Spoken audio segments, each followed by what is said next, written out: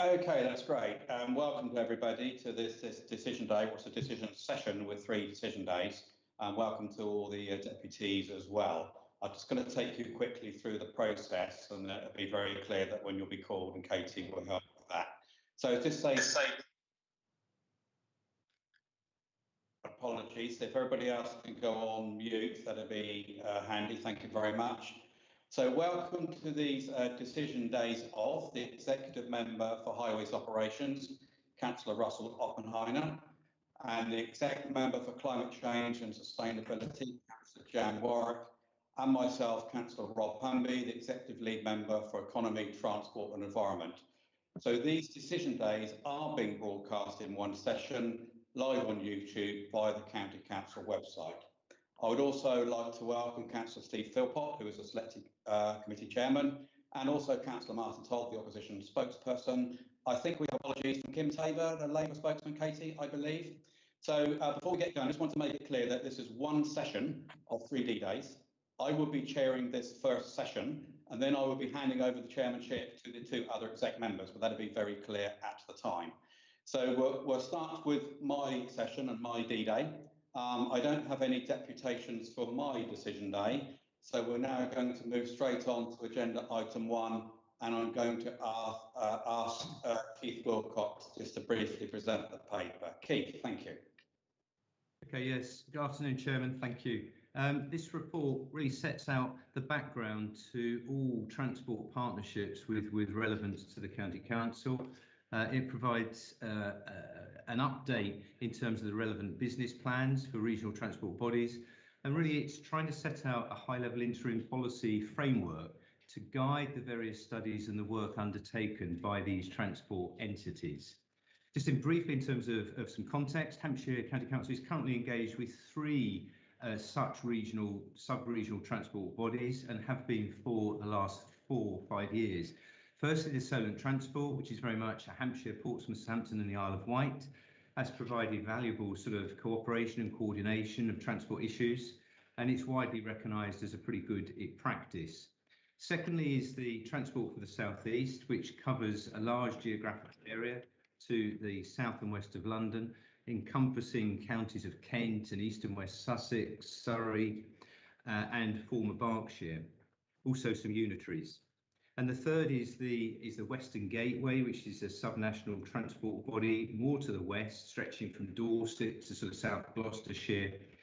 I think it's fair to say, Chairman, that's not so much directly impacting on Hampshire, but their work is of relevance to us as a county council, and we welcome being a key stakeholder in their work. So, Chairman, this report provides a summary of those business plans, the programmes, sets out the series of the policy interim statements and the guiding the work, and importantly inputting to the range of the regional transport studies, orbital studies, regional studies and the development. And Chairman, the recommendations are at paragraphs 2 to 6 of this report. Thank you. Happy to take questions. Thank you very much, Keith. No, it's I don't have anybody to speak on this actual paper, but I just wanted to make it also very clear to everybody present that all the papers that we see in front of us today has been through quite an extensive process, whether it's either select committee, lots of meetings with officers and various other organisations as well. So when we get to this point, we sort of understand that process that we've been through.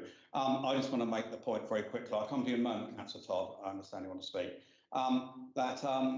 This is all about partnership working. We are members of a lot of those different organisations and we attend them all and we have significant input to them. And it is by joining up the dots and having those conversations with our partners that we're able to look much wider than Hampshire itself. But the input that gives to Hampshire and helps us with those decision making as well. So thank you for that, Keith. Councillor Todd, do you want to make a comment?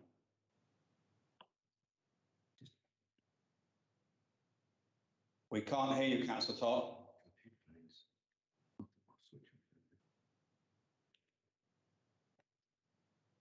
Still can't hear you, I'm afraid. Seems to have stabilised now. It's quite choppy in a minute.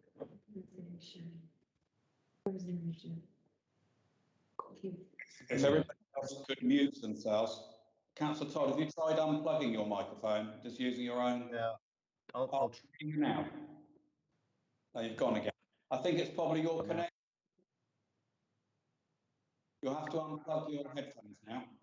I've unplugged my headphones. Can you hear me? Yes, very good. Yeah. Thank you very much indeed. I just had a minor point on the fourth statement, policy statement that relates to freight and logistics.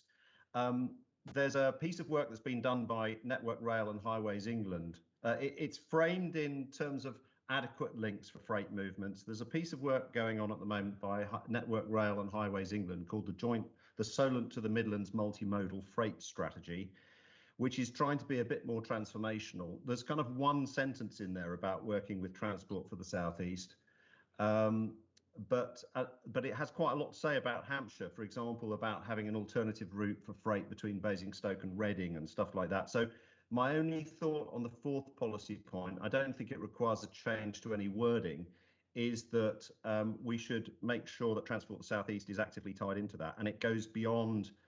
There's quite a lot in there in terms of what they're saying in their study about waste management, about deliveries, and all kinds of things which would be relevant to us, as a highway authority and a local authority that I think would be worth reflecting in our work programme.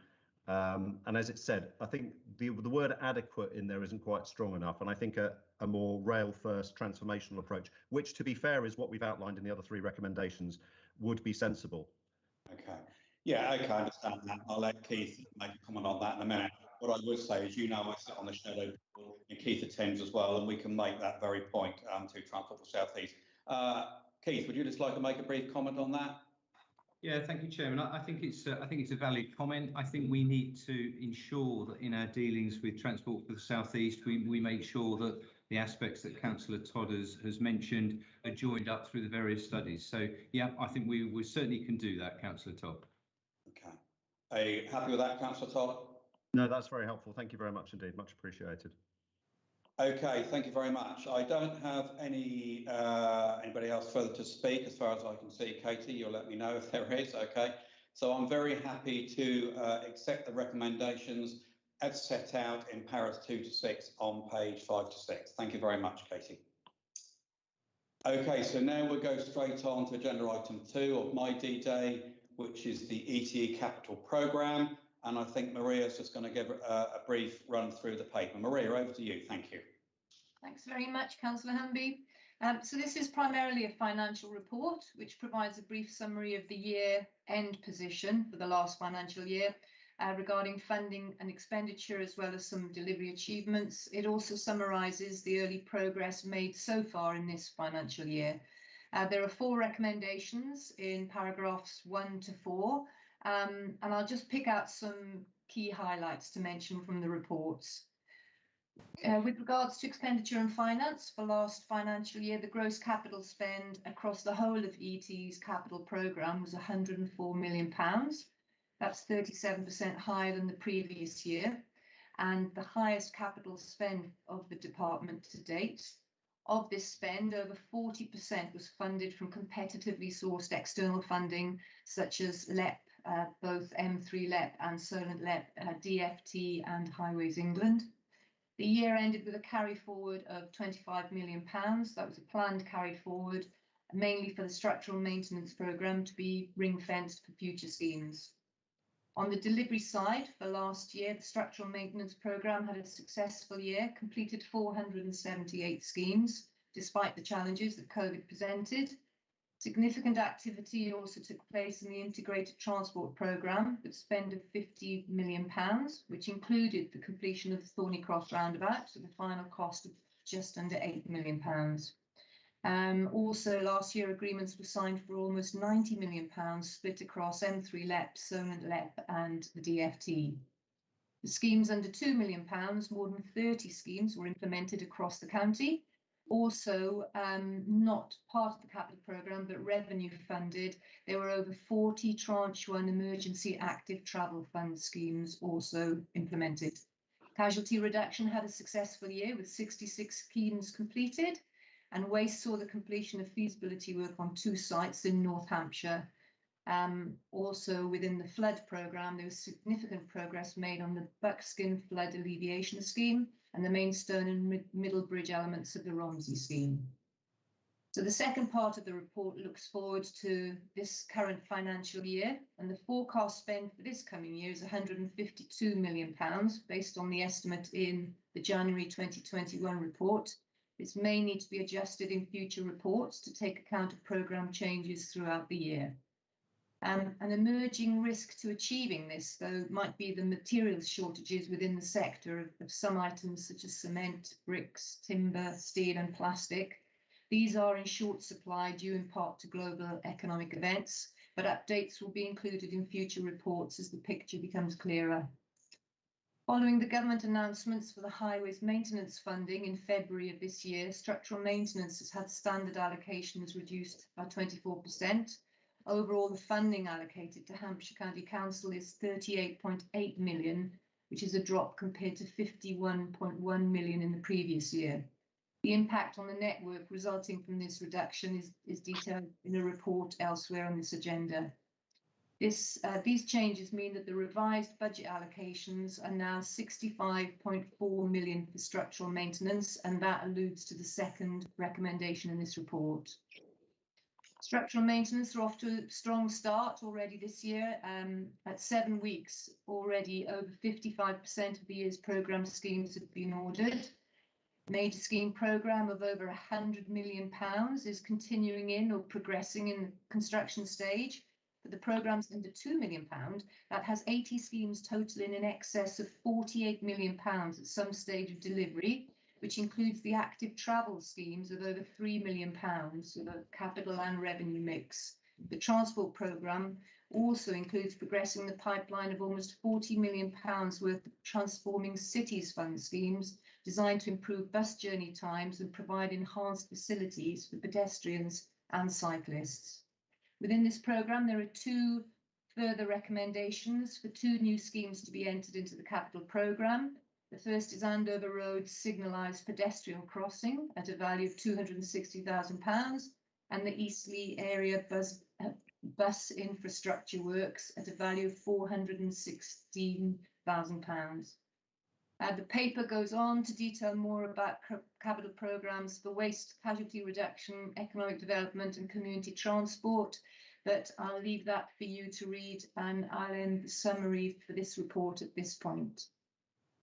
Maria, thank you very much and appreciate that. I think this report is always one of those reports where there's a huge amount of information and you've given a very, very good overview. And I know others want to comment, but I'd just say I think it always amazes me in terms of the amount of the work that we do and the scale and the size of the work and the projects that we have.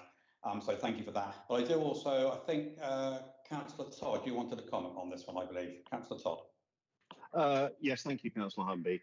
I mean, first of all, like you, I welcome the extra investment in the Andover Road pedestrian crossing and also the public transport infrastructure works. And those are 2 things I think that indicate, those are the kind of spending we need to be doing, making it easy for people to walk around the area safely and supporting public transport. I think there's a couple of things. I think you're too kind to the government on the question of the 24% reduction in structural maintenance funds. It probably merits something slightly stronger than noting, and I realise there may be conversations that go on in the background, but I think this is something where, as a council as a whole, there is clear concern that as councillors, as an administration, as an opposition, we're being rightly challenged by residents in terms of the state of the roads, but perhaps the funding decisions that are contributing to that are not made as clear as they should be. There's a wider issue, which I think is a challenge not so much that can be tackled in this paper, but we need to think about for future, which is how do we centre more on the work that needs to be done on cutting carbon, in supporting active travel, outside of the sort of section that talks about analysing carbon. It doesn't really feature when it talks about capital spending on community transport. It doesn't talk about decarbonising that. And while there is a lot in there that relates to active travel, in the past, we've talked about having an earmarked fund for it, and I think more needs to be done in terms of how we report on the outcomes that we're delivering against, to highlight the centrality of the challenge that we face on carbon and on climate change, and the need for our transport system to change in the light of that. I mean, the BBC today is reporting that 2020 was the 3rd warmest, 5th wettest, and 8th sunniest on record. That is a real challenge to us. It has implications for how much we spend on flooding, on how we support active travel, how we decarbonise the transport that we're responsible for. And so my comment would be, I don't see it coming strongly enough through the report, and we need to think about how we mainstream that in everything we do, not just this department. Right. Thank you, Councillor Todd. A few comments on, and I will invite Councillor Stephen Philpott, the Select Committee Chair, to make a comment as well. To those listening on the call, this did go through the Select Committee this morning. Councillor Todd made similar points to that. And we did say and make the point that some of the issues he raised around climate change is probably not for this paper, but accepting his points. And I did make the point at the Select Committee meeting this morning that perhaps the Chair, and Stephen might want to comment on that in a minute, might bring that to the Select Committee about how that can be brought into that. In terms of, I understand you made the comment about being too kind to the government in terms of the paper. I can assure you, Councillor Todd, I fight Hampshire's Corner every day of the week, and I'm very happy to challenge our MP, Secretary of State, or anybody, and I do on a regular basis. I accept the point you made, but as we said earlier, there's been successive government in underfunding in the highway network, and this goes right across the country, and we are talking to our colleagues and lobbying on that as well, and that goes right down literally to even conversations we had through Transport for South East as well. So, Councillor Philpott, would you like to comment in terms of your Select Committee this morning? Well, I can do, Chairman. I think probably you've summed it up very well there, to be perfectly honest. I think the report is mainly a financial report, and I think it deals with a very large and substantial sum of money. I think the issues that the Councillor Todd has raised are issues that are obviously ones that we have to bear in mind and will bear in mind as a Select Committee in the future. But so far as the report was concerned, I think members were generally satisfied. Okay, that's great. Thank you very much. I don't know if Keith Wilcox wanted to make any brief comment. Are you okay? Fine, Chairman. I think the comment I would make is that, as you've said, this is very much a financial report. I think some of the comments that Councillor Todd has made, I think, as we move forward with an environmental strategy, our economic growth strategy, and a new local transport plan, and they become more merged together, and then I think from there we may be able to have some more clarity over certain things of budget going forward and what expenditure areas would be on. So I think it's a useful point to note, but that's what I would say in response, Chairman. Thanks very much, Keith. And I saw Councillor Warwick nodding at that point, and I'm sure she might want to make a comment later on in terms of her paper, maybe how that relates to that. But I think we did agree there's some work that the Select Committee could do in terms of how we report. And well, that's something that we can speak with the Chairman of the Select Committee at a future point, I think. I don't have anybody else to speak, not that I'm aware of, Katie. So just to say thank you to Maria for presenting the report. Like I say, I know it's very difficult to do a short report on that on such a big area and big subject, and the scale of that and the amount of work that is done. I just want to make that point again. So I'm very happy to accept the recommendations in paras 3 to 6 on page 31, Katie. Thank you very much. Thank you. Okay, we will move on to agenda item 3. This is the Household Waste Recycling Centre provision in North Hampshire, and I think Paul Offerlin is there to present. Hi, Paul. A quick brief overview of this report. Thank you. Thank you, Chairman. This report provides an update on the transitional agreement which has between Hampshire and West Berkshire Council, which permitted Hampshire residents living close to the West Berkshire border to access their household waste recycling centre in Newtown Road, Newbury. Since 2016, this arrangement has cost Hampshire County Council around £175,000 per year. A decision was taken in 2020 to cease this annual payment due to budget pressures and the availability of alternative sites within Hampshire's borders. However, due to the effects of the pandemic, a 12-month extension was agreed whereby Hampshire and Basingstoke and Deane Borough Council jointly funded continued access. This also enabled time for feasibility studies to be undertaken into potential sites for a new HWRC in the Kingsclear area. Unfortunately, both feasibility studies for the sites at Cottesmore and Wolverton Quarry concluded that the financial and environmental impacts would be too great to take either site forward. Following discussions with officers from West Berkshire, they have announced their intention to introduce a per visit charge for non-residents, as is permitted by the legislation. This arguably offers the best outcome for all parties, as it continues to enable North Hampshire residents to use the Newtown Road site if they choose to, while ensuring that West Berkshire's costs are covered and that the pressure on Hampshire's own budget is removed. It also affords Hampshire residents personal choice to pay the charge to use the Newtown Road site or to travel to a Hampshire site if they were unwilling to pay. I can confirm today that West Berkshire will introduce this arrangement from Monday, 2nd of August. A £7 per visit charge will be applied to non-residents, and any Hampshire residents wishing to continue using the site are advised to retain their existing blue permits to show on arrival. I can also confirm that this arrangement will be extended to the Padworth site near Aldermaston, which was previously unavailable to Hampshire residents.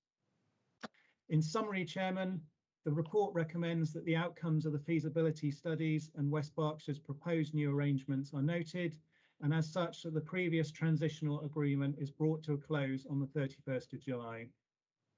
It is additionally recommended that authority is delegated to the Director of Economy, Transport and Environment to offer a contribution of approximately £10,000 from existing resources to West Berkshire to support the installation of the new systems, which will allow Hampshire residents to continue using the Newtown Road site as they choose to. Thank you. Thank you very much, Paul. Before I comment, Keith Wilcox, I don't know if you wanted to make any point on this paper as well. Chairman, no, I don't feel any comments are necessary on this one. All right, that's great, thank you. I have nobody to speak, but I just want to make a few comments. We've been looking at this issue, not just on this site, for quite a few years now, and I've lobbied several times about arrangements where other authorities, if you like, ban Hampshire residents from going in, and we have tried to negotiate with these authorities because we thought that wasn't fair, and tried to come up with a standard system, literally right across the country, and I went to meet the Secretary of State to put this point. So I'd like to thank Paul, the whole team, Sam and James as well, for the work that they've done in negotiating with West Berks. It has been a long process. We think we have got there now, and I'm very pleased to hear that Paul has confirmed that date on the 2nd, and indeed that we've offered to make that assistance and that helps them to introduce the scheme as well. So thank you to them. I know we had lots of conversations with our Basingstoke and Deane colleagues as well, and we had that delay to try and look at the proposals for new sites. Unfortunately, that wasn't able to be put in place, but I think we do now have a good arrangement. We have this arrangement elsewhere across the county as well, and I think it provides that a position where they can use those sites they want to. But importantly, adding in the Padworth site as well, I think that was a big gain as well for the residents who live in that area. So thank you very much, Paul, and say to you and the whole team for the work you've done on that. I'm glad we've got to this point now, and actually very relieved from that point of view. I don't think I have anybody else has make any further comments, Katie, from that I can see. So I'm very happy to accept the recommendations in para 3 to 6 as set out on page 31. Thank you very much, Paul. Thank you, Chairman. Okay, so the last agenda item for me is agenda item 4. This is appointments to outside bodies, and I know Councillor Todd wants to speak, but just before you do, Councillor Todd, we've got to, if I can pull my papers up, a couple of amendments to there, which I think Katie's going to help me with as well. Katie, we've got a couple of amendments to the paper as set out, yes? Yes, that's right. So we've just got 2 amendments, one to number 2, which is Blackbush, and that's for Councillor Tim Davies rather than Councillor Simpson, and also number 20, which is Southampton Airport, and that's for Councillor Mellor and Councillor Irish to take up seats on that instead of Councillor Philpott. Okay, thanks, Katie. That's great for that, and that might be something Councillor Todd was going to talk about. So, Councillor Todd, over to you. No, thank you very much indeed, Councillor Humby. That is a list that we're happy to support. It's well principled. It's getting the right balance between local representation and majority party representation across the board. So thank you for all the work to officers for pulling it together. Okay. All right, that's great. Thank you very much. Happy to accept the recommendations, paras 2 to 5 on page 55 and 56, Katie. Is that okay? Yeah, okay, I was waiting for you to agree. Okay, right, that's excellent. Thank you very much. So that brings to a close this session as far as I'm concerned on my D-Day. I'm now going to hand over the chair to Councillor Russell Oppenheimer to take us through the papers on his D-Day. So Councillor Russell Oppenheimer, I hope you're there. Yes, I can see you now. So over to you, Chairman. Thank you, and good afternoon, everyone. I'm Russell Oppenheimer. I'm the Executive Member for Highways Operations, and thank you for attending my virtual decision day today. Just to remind everyone, this decision day continues to be webcast on YouTube. We have received 10 deputations for the next agenda item on Active Travel Fund Tranche 2. So before I hand over to Ben Smith to summarise the report, I'm going to ask Katie Sherwood in Democratic Services to confirm and summarise the process with deputations, and then I'll call each person to speak. But Katie, first, over to you, please. Thank you. So just to confirm that we have, as Councillor Oppenheimer said, we have 10 deputations, so that's 6 minutes each. I do apologise in advance if I have to interrupt you at 5 minutes, but I will just give you a 1 minute warning just so you know whereabouts you are. And Councillor Hiscock, I understand you're speaking on this item, but as a local county councillor, you will not be timed.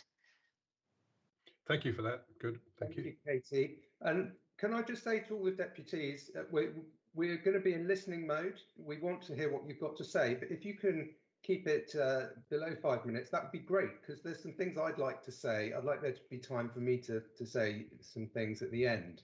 But yes, we would like to now commence with the deputations. And can I first call Linda Mackey, please? If you could unmute, and your time will then start.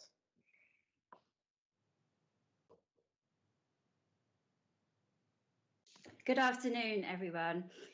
I would like to thank the Chair and Councillors and Committee for the opportunity to speak today as a resident, and to thank the officers who have shared data on air quality, traffic surveys and the active travel consultation results. My name is Linda Mackey and I'm a resident on Worthy Lane. I've lived in Hyde for over 20 years with my family. I walk to work and around the city daily. My children have always walked to school. I cycle with my family and I drive a car on occasion. However, we are directly and negatively impacted by the Hyde Street closure, from extreme increased congestion, pollution and speeding directly outside our house. I also have deep concerns of this active travel scheme, said to be addressing climate emergency, but instead has caused increased congestion and pollution across the city, ultimately increasing particle matter levels on the year, when no level is acceptable to human health. And we sit at the WHO limit, higher than Southampton and some other areas of London. I'm not alone, and over 1,600 residents signed a petition to reopen Hyde Street, all postcodes validated by the council as neighbouring roads. These people are all negatively impacted, and their voices should be considered in this decision. In the traffic data presented by the council, it was suggested that around 4,000 fewer vehicles were moving from Hyde Street during the period of analysis. Whilst there may be uncertainty to where these vehicles have gone, the probability is that the majority now follow the HCC diversion signs via Worthy Lane, Andover Road, through the already overloaded Carfax Junction. Similarly, from Jury Street in the opposite direction. It is neither acceptable nor safe to divert 4,000 cars onto an already busy residential road in a conservation area. The results of the council survey last summer showed 35% of respondents were happy, but 65% unhappy with these closure changes, another early indication that those directly affected were not pleased with the scheme. I'd like us to pause for a moment to consider the original public health briefing on active movement, stating that new schemes for funding should show reduced traffic congestion, improved air quality, a reduction in carbon emissions, and improvement on social cohesion.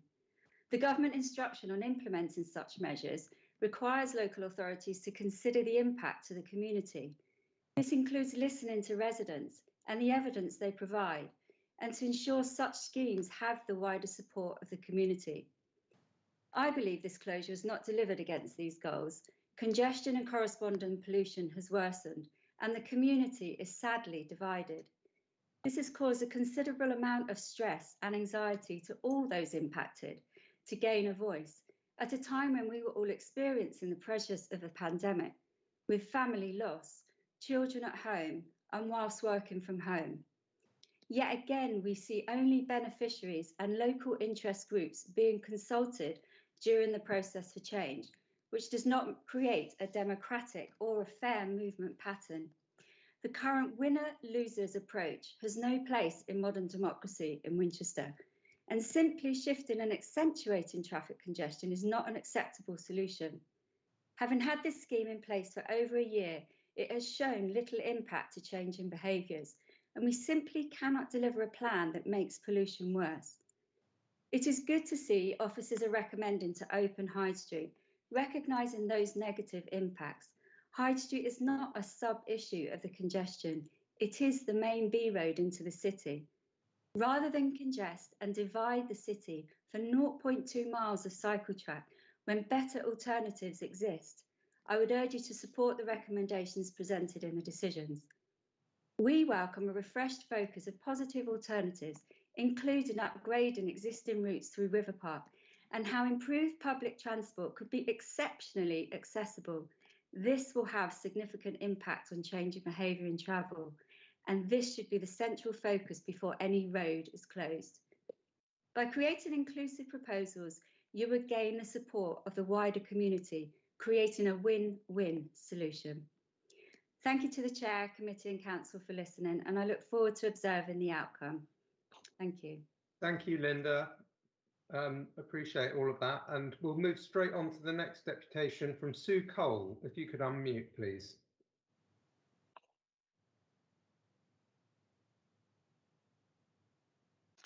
I'm not sure whether Sue has managed to join us, Councillor Oppenheimer.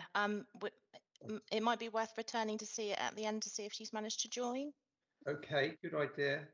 Well, I'll go down the list then to Steve Maper. Have I pronounced that correctly? Steve Maper. Can you hear me okay? Yeah, we can. Please go ahead. Right.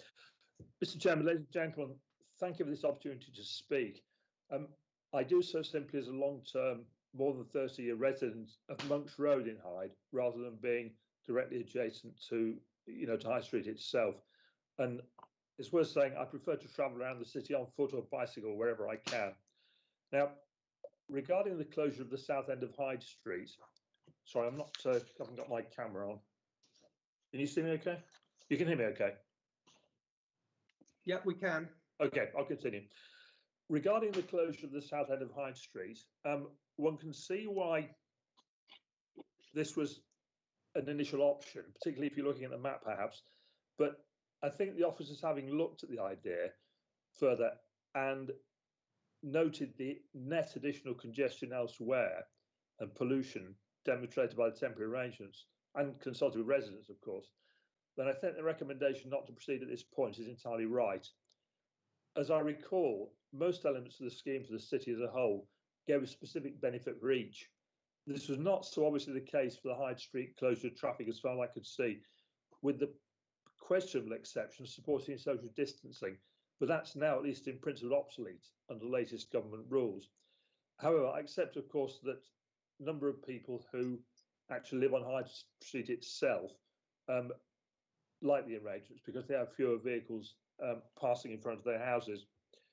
Now, any supposed benefit for cyclists, such as generally easier access from the north, at the best, in my view, will qualify as vaguely nice to have, but I don't think it will be on the top of most cyclists' wish list, unless one could make Jury Street pedestrian only, pedestrian cyclist only, and have a nice easy access from the Hyde Street traffic lights. A far better option would be to improve the route into Abbots Barton and the recreation ground. That would, I think, be cheap, easy, and gives ready access right to the middle of the city in the way that going up High Street does not. Now, the other benefit of High Street closure was apparently an indirect one, that it facilitated the North Wall scheme, but that, of course, has now been temporarily discarded for the moment. Looking forward and to try and gain public support for new proposals coming through, then what was missing for me, and I think would help, is a robust and detailed cost-benefit analysis being published, so as to demonstrate the net benefits when any downside is taken into account. A plan may unavoidably and quite reasonably sometimes include negative elements, but the key thing is it must also include mitigating features to address these, again, so you get a net positive effect. For example, using the previous proposal as an illustration, then I think one would expect to see more by way of alternatives for facilitating the North Wall changes. So, for example, traffic light sequencing, road and junction layout, etc. And crucially, options for mitigating the well-known adverse effects of the closure, notably the increased pollution and congestion on Worthy Lane, Andover Road and City Road. The sort of thing that comes to mind would be, quite radical in perhaps taking traffic over the car park to join Andover Road opposite the garage. The portion of Worthy Lane opposite the toast will then become lighter pedestrian, with perhaps a cycle lane and residents-only cars allowed. Traffic signalling on the Worthy Lane Andover junction, which has been proposed, I think would have very much more limited effect, and it wouldn't help City or the Andover Road position. Now, I'm not sure what new proposals might be looked at, but arguably, city traffic should be diverted earlier along Park Road. Now, this would undoubtedly, residents to Park Road would object, and a separate mitigation exercise would be required if that was to be taken forward. And neither, of course, would help with Andover Road and City Road congestion problems. Now, while redesigned traffic laws might help, I suggest that the real problem here, to use the cliche, the elephant in the room, a four-wheeled one in this case, is there are simply too many cars presently coming into Winchester. Now, I appreciate it may be unrealistic to simply ban, say, those living more than a mile away from the Buttercross from driving into that area, but it may suggest that a survey of where all the traffic on Andover Road, Worthy Lane and City Road is going would be a start. Sorry, that's 1 minute remaining. Righto. I've only got 4.5. It seems unlikely that a large proportion have the city centre as a final destination, but some definitive information might suggest alternative routing options that would help avoid the congestion and pollution that are only otherwise going to get worse. Meanwhile, in my view, every possible encouragement to cycling in and out of Winchester should be pursued, given the compact size and layout of the city, and the fact we now have electric bikes for the hills, of course. And I know that the council has already secured funding for the workplace cycle parking right and E-line bike schemes. Thank you very much indeed. Thank you very much, Mr. Marper.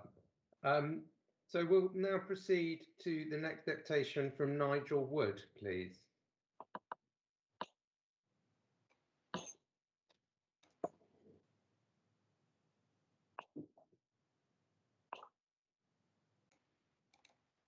Go ahead. Which way to leave that, Chair? Do we know which way to leave the meeting? Well, good afternoon, everybody, and good afternoon, Chairman. I'm very grateful for this opportunity to provide a deputation to the meeting. I'd like to speak about the Active Travel Plan and its application to Winchester, its successes to date, and the importance of continuing and developing the plan. As we know, the measures were introduced initially to help with COVID-19 restrictions and also to support government policy to increase walking and cycling. In Winchester, two of the prime implementations have been the creation of an access-only system in Hyde Street and a single-lane traffic system in North Walls. North Walls used to be a dangerous road to walk down because of the narrow pavements, and the speed of its double-lane traffic. There's now a much wider space for pedestrians, a steady and managed traffic stream, as well as improved distancing of traffic from North Wall's houses. I believe that these measures deserve to be retained. However, as time is brief, I'll talk mainly about the highly successful access-only system for Hyde Street, largely from first-hand experience, as I've lived here for 38 years. Now, some hundreds of people live and work in this road, but Hyde Street suffers geographically as it provides a shortcut between North Walls and Worthy Road. Over the last 4 decades, I've seen a steady rise in cars, motorbikes and lorries taking this route, with a consequent rise in pollution, noise, vibration and danger to pedestrians. Physical size of cars has also increased steadily, which is an added problem on this narrow road. Because of its historic nature, it's built on Roman foundations. Many houses in Hyde Street have only the pavement between their front doors and the road, and the pavements themselves are narrow, bringing residents in close contact with the traffic. It's in the nature of a shortcut that traffic tries to move through it as quickly as possible, accelerating through any open stretches, irrespective of speed limits. This has made crossing Hyde Street increasingly dangerous over the years. Now, as is well known, emissions from motor vehicles include nitrogen dioxide, diesel particulates, and carbon monoxide. It's well known too that these represent both short-term and long-term hazards to health, with the risks increasing with proximity to the pollution source. I'm afraid Winchester's got a poor record for controlling vehicle pollution, and Hyde Street has been heavily affected by this. Now, at the city end of Hyde Street, there are many retirement flats and also some social housing. Traffic congestion tended to be greatest here, where Hyde Street joins North Walls. Because of vehicle emissions, road-facing windows had to be kept closed permanently, even in the hottest weather. And crossing the road was dangerous for elderly people, as the cars accelerated here to beat the lights. It's been a great experience to see Hyde Street's old character re-emerging with the access-only system. The air is much cleaner, roadside windows can be opened in summer, and cyclists and pedestrians are back on the street and moving freely. Residents in the retirement flats now sit outside when they can. I believe that this improvement to the lives of hundreds of city residents is something worth keeping, and also to be built on, rather than scrapped outright, together with the other successful Phase 1 measures within the city. The reopening of through traffic in Hyde Street would be a highly aggressive move, particularly for reasons of pollution, risks to pedestrians, and the general degradation of Winchester's historic character. So why end the arrangement? So far as I can understand it, the intention to scrap the Phase 1 measures seems to be based primarily on the perceived needs of motorists to have unimpeded access to the centre of Winchester. However, this car-led approach to urban planning seems both short-sighted and unsustainable. Even if the current arrangements were ended, traffic levels would still continue to rise due to the thousands of houses being developed around the city, often with multiple car ownership. Congestion and delay would inevitably increase and nothing would be gained. The petition to reopen Hyde Street is also worth mentioning in this regard, as it seems to have been given undue weight, both by the council and by the press. However, if you ask car drivers if they want delays to their journeys in and out of Winchester, then it's likely that they will say that they do not, and sign a petition to this effect. This is unsurprising, but it should not form the basis of important decisions on public policy. This is both a local and a global issue. We're in a climate emergency. The west coast of North America has been ravaged by wildfires, as has Eastern Australia and Siberia. Floods have devastated towns in the lowlands of Germany and Belgium. That's 1 minute remaining. We did not realise decades ago that excessive car use would contribute to such drastic effects on our planet's climate. But we know now, and we need to act quickly. I would say that the current measures are both imaginative and progressive. I hope that our councillors will be able to support them rather than undo the good work that they have achieved. I think in ending these measures, nothing would really be gained, but a great opportunity would be lost.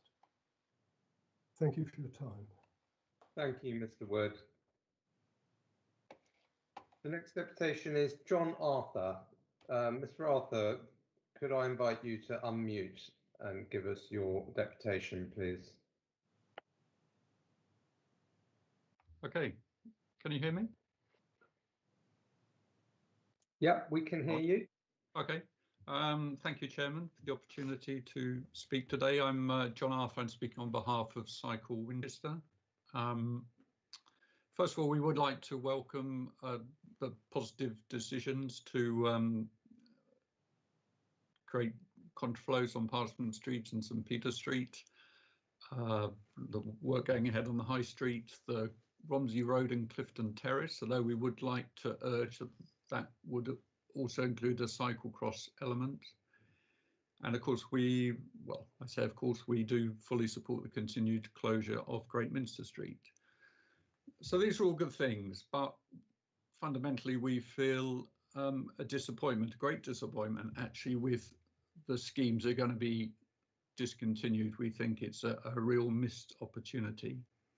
And also there's a problem in just adopting measures piecemeal. For instance, who would be able to use and access the High Street if the Upper High Street scheme doesn't go ahead? What we're looking for is a cycle network, something that genuinely gets people using bikes, and the funding stream was the wording behind it is to create a new era for cycling and walking to provide a lasting legacy. And so we feel that it's just a big opportunity being missed. In terms of some of the specific schemes, the Upper High Street is something that's apparently not going to go ahead, and yet we're concerned that this is a scheme that got very strong support in the public consultation, and it's hard to understand why, as we read in the report, feedback from some residents that the proposals were not compatible with their current flexible arrangements for pick up and set down, why that trumps or seems to set aside 750 respondents, where 2.5 times as many people were for this scheme as against it. So our concern is, the question we like to ask is, which specific test of public support does this scheme fail on? Why are the views of the residents there? I mean, we respect their views and they're right to say them, but why are those views presented as a fait accompli with no chance for people who support this scheme to respond? In fact, why isn't there an ongoing consultation to look at those concerns and try and find ways to mitigate them? So we're just unhappy with the process. And as I said before, we're unhappy that if you take Upper High Street out of the proposals, that the High Street scheme seems to seem a very disconnected piece of infrastructure. And as often happens, people will say, well, it's underused, but it's underused because it's not part of a coherent plan. So, you know, we respect the views of the residents in Upper High Street. Everybody needs to have their say, but we feel that the process has been cut short. There needs to be ongoing consultation. And if it is Hampshire's decision to not go ahead there, what we'd like to know is what their alternative proposal is for creating what is a vital link to the whole of northwest Winchester into the city centre and people coming from the station. So if this is not the solution, we'd like to know what is. We obviously have a similar feeling about the High Street and North Walls, and we've heard some views already expressed today. Our concern is, again, the public consultation process seemed to give a fairly reasonable thumbs up to what's going ahead. Certainly there was no great negative response. At best, things were kind of even-handed. There was nothing to suggest that the trials of North Walls and High Street shouldn't continue. And, to be honest, Cycle Winchester are not wedded to a cycle lane on North Wars. There are alternatives, but for us, the cycle lane on North Wars is what I would call the only train at the station, and it's funded, and it would provide a very important east-west route through the one-way system. So while there's money there and there's this scheme there, we're determined that it is looked at as fully and thoroughly as possible.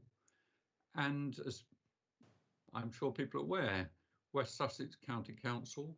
That's 1 minute remaining. Okay, West Sussex County Council have been penalised for premature removal of schemes before full optimisation and testing. Now we've heard in the report that there's scope to do that offline, to look at different signalisation, different modal filters to Hyde Street and such like. What we would ask is that these are done in situ. If you read the report, I mean, the concerns of the petition, it seems to be about congestion, but the report is clear that the journey times have been marginally affected by the schemes. And the report is also very clear that if you took these schemes away, it wouldn't have a significant effect on congestion. The congestion is due to the weight of traffic. If you take these schemes away, people would be sitting in increased levels of traffic. They would just have to find something else to blame rather than a temporary cycle lane. And the other point, just to make very quickly, and I do appreciate that, you know, the lady who spoke first, you know, they're genuine concerns, but one thing she said was there's been no evidence of impact on change of behaviours. But the point is, the scheme has been set aside for a cycle lane, but no, we're not allowed to cycle there yet. So you can't have change behaviours until the infrastructure is in place. So our urging is please continue in situ testing of this scheme. Take it away will not have any real effect on the congestion, so the report tells us. And if not, ask you to stop now because you've gone over your time. Okay, apologies. Thanks very much for the opportunity. We heard you loud and clear, and thank you for your deputation. So if I could then please move on to Ashlyn Hanning-Lee. Please could you unmute, and your 6 minutes will then commence. Good afternoon, Mr. Chairman, ladies and gentlemen. Thank you for giving me this opportunity to speak. In my view, the current scheme closing Hyde Street is deeply flawed. There is an existing cycle route joining Worthy Lane with the town via the rugby club and the recreation grounds. This is a well-known pleasant route and is well used. Hyde Street is a B road, not a narrow residential street. The B3047, which is actually the continuation of Worthy Road, also the B3047. The closure has had a major effect on traffic and residents in Hyde and the wider area. The petition to reopen the road shows that the majority of residents of Hyde are against the closure. I quite understand why our neighbours in Hyde Street are enjoying a quiet environment in a near empty street, but there is a price to be paid, and that price is not being borne by the residents of Hyde Street, but by other people in other streets where traffic is being diverted, and by the whole of Winchester through increased journey times, pollution and noise. Along Worthy Lane, the traffic is either queuing or travelling dangerously fast. In either case, there is very little consideration for pedestrians. It has become dangerous to cross the road. Users of the car park, the buses, students at the college and hotel guests, among others, cross the road routinely. This is now a most difficult exercise, with motorists not pausing even for the elderly or people with pushchairs and dogs. Recently, queues sometimes for as long as 7 hours in a day have been recorded and have been combined with high temperatures and increased pollution.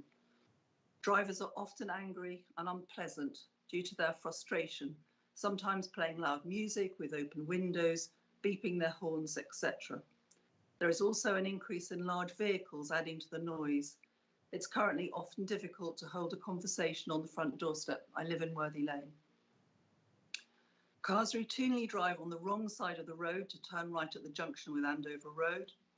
There has been a notable increase in emergency sirens, which is presumably due to them having more difficulties in getting through the traffic. This has led to a deterioration in the health of many citizens. I suffer from a lung condition, bronchiectasis and asthma. I've had to increase my medication due to decrease in my airflow function. My neighbour's asthma has also been exacerbated, and she has been advised to take steroids. There is at least one child in this street who also has asthma. The stress, the noise and the pollution have taken a hold on the health of many. I don't think anyone really knows what the traffic in Winchester will be when COVID and lockdowns hopefully become a thing of the past. But the idea that traffic will be reduced has no evidentiary basis. It seems to me to be foolish and unnecessary to make long-term decisions when the long-term data is not known. What we do know is that for approximately every 100 cars travelling from Worthy Road or Hyde, 75 used to travel along Worthy Lane and 25 along Hyde Street. The diversion of those cars represents an increase of 1/3 in traffic travelling along Worthy Lane, Andover Road and through the notorious Carfax Junction. The council could take the opportunity to make a radical change, perhaps to make a route and divert traffic through the car park onto Andover Road. I'd also like to say I've been disappointed in the consultation process. I think division within the neighbourhood has resulted from the overnight closure of Hyde Street. Views should have been sought before rather than after the closure. I also understand that Hampshire County Council did not provide funds for the closure. I was sorry that when consultations were sought that Winchester Cycling and WINAC, both of which include Lib Dem representatives, provided pro forma replies. Surely on such an important topic, individuals should have been encouraged to take the time to make up their own minds based on their own individual experiences, rather than following a pro forma provided by someone else. Thank you very much for listening to me. Thank you very much, Ms. Hanningly. And we'll keep going. So Penny Westlake is next.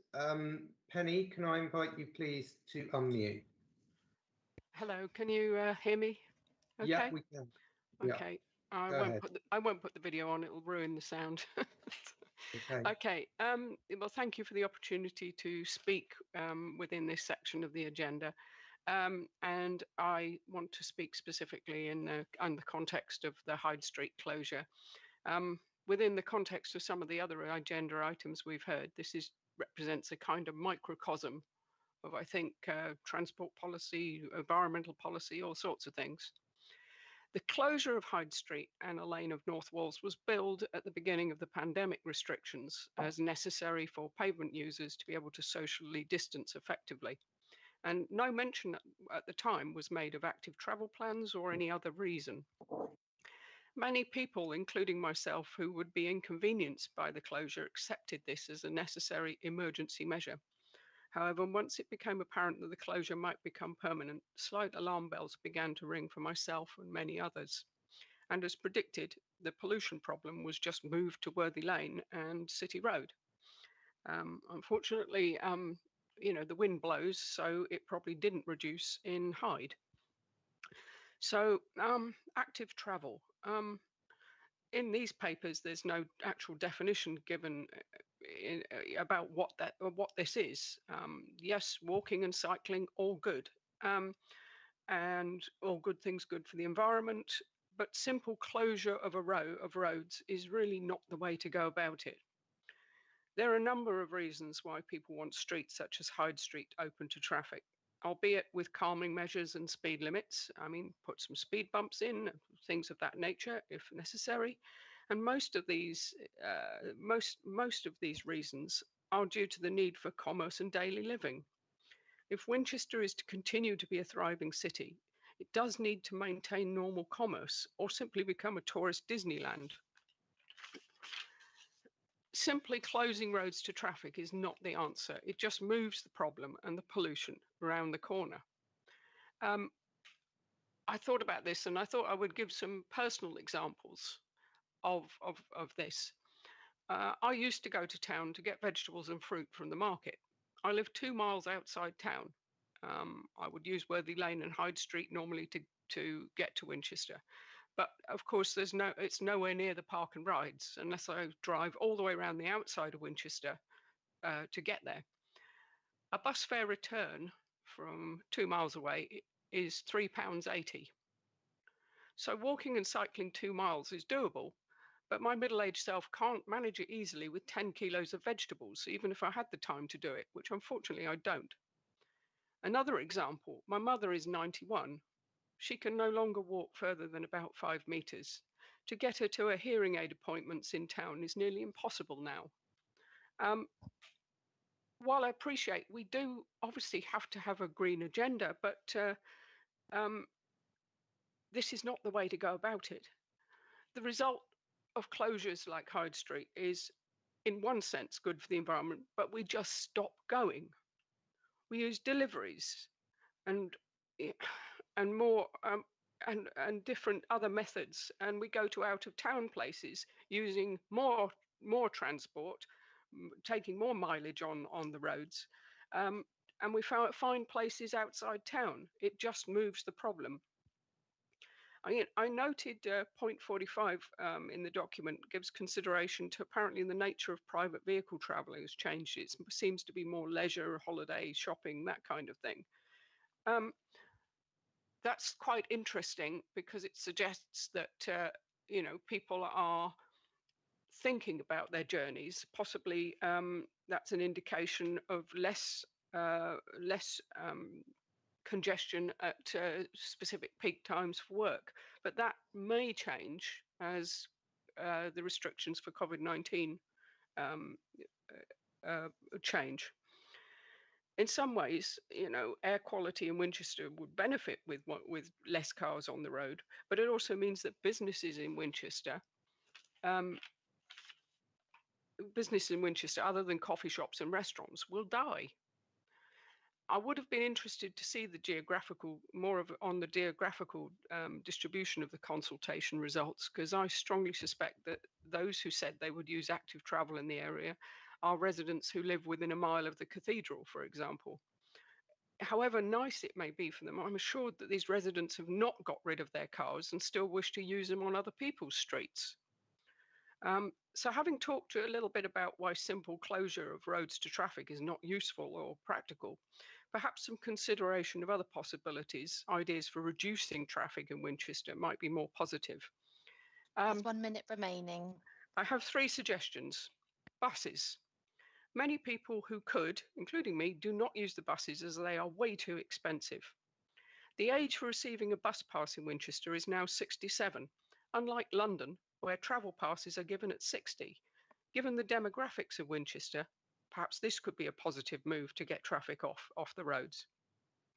We need to have a policy for electric car charging points and free parking for electric cars. Serious thoughts need to be given to working on how this could happen within Winchester, given the difficulties that residents have no off-road space. And more controversially, more parking spaces near town. Since the demolition of Friarsgate car park, I would contend that traffic on the one-way system has gone up due to people looking for parking spaces, going round and round and round. And I think that could be looked at. The government has committed to a ban on the sales of new petrol and diesel cars by 2030, which is not far away. So we should see an improvement in air quality in Winchester.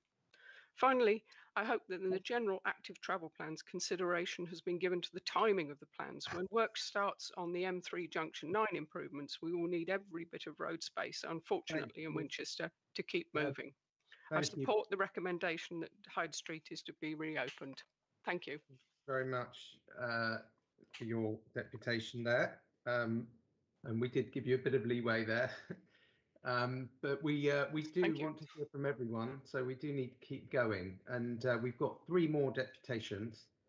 So the next is Christine Holloway and Alex Cox. Between you, you will have the 6 minutes. So if you'd like to please unmute both of you, and yeah, over to you. Hello, I'll start. So thank you, Mr. Chairman, councillors. Hi, I'm Alex Cox, a resident of Sinswithan Street.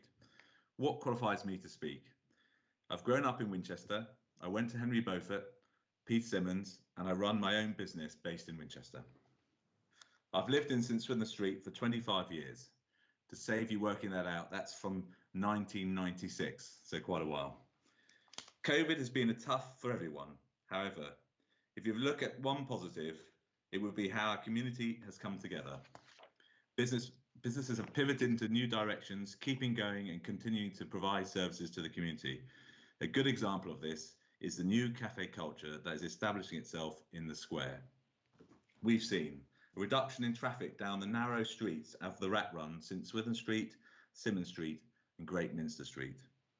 The closure has created an atmosphere and vibe which encourages people to spend time and money in the centre, helping the businesses bounce back and regenerate. In the future, it will also encourage new visitors to our city centre. The right turn into Great Minster Street was always access only, which has been willfully ignored. The current closure is the perfect next step in moving towards a cleaner and greener future that we'd really want to create for our city. I've also taken the time to approach local businesses and to hear what they think. And the consternation at the thought that they're reopening Great Minster Street was amazing. As a regular user of the square, we have met new people chatting in the coffee shops and enjoyed much rejuvenated, upbeat city centre with a real community feel. I implore you to keep the newfound improvements in environment, culture and community feel and make the temporary closure into a permanent change. I'd now like to hand over to my neighbour, Christine Holloway. Thank you. Good afternoon, everybody. I'm here as a resident of Winchester. I am from Winnack, and incidentally, it's no more linked to the Liberal Democrats than any other political party. It's a charity. It's not, doesn't connect to politics. I'm not here to argue for or against any specific schemes. I'd just like to say that it isn't true that closing roads creates more pollution or more congestion. Cars cause pollution. Closing road leads to less traffic and less pollution, and there's plenty of research that shows that. It just takes some time. Research also shows that traders and shops and the local economy do better when cars are controlled. But what I really wanted to talk about was that I've been trying really hard to understand how the county councillors could produce, the officers could produce, and the councillors intend to approve a report which doesn't seem to recognise that we've got a climate emergency. It can't be that you don't know about it. You're as aware as I am of fires across Canada and the United States, floods in Germany and London. Today's BBC World at One covered today's report on the UK state of the climate, talking about records being broken.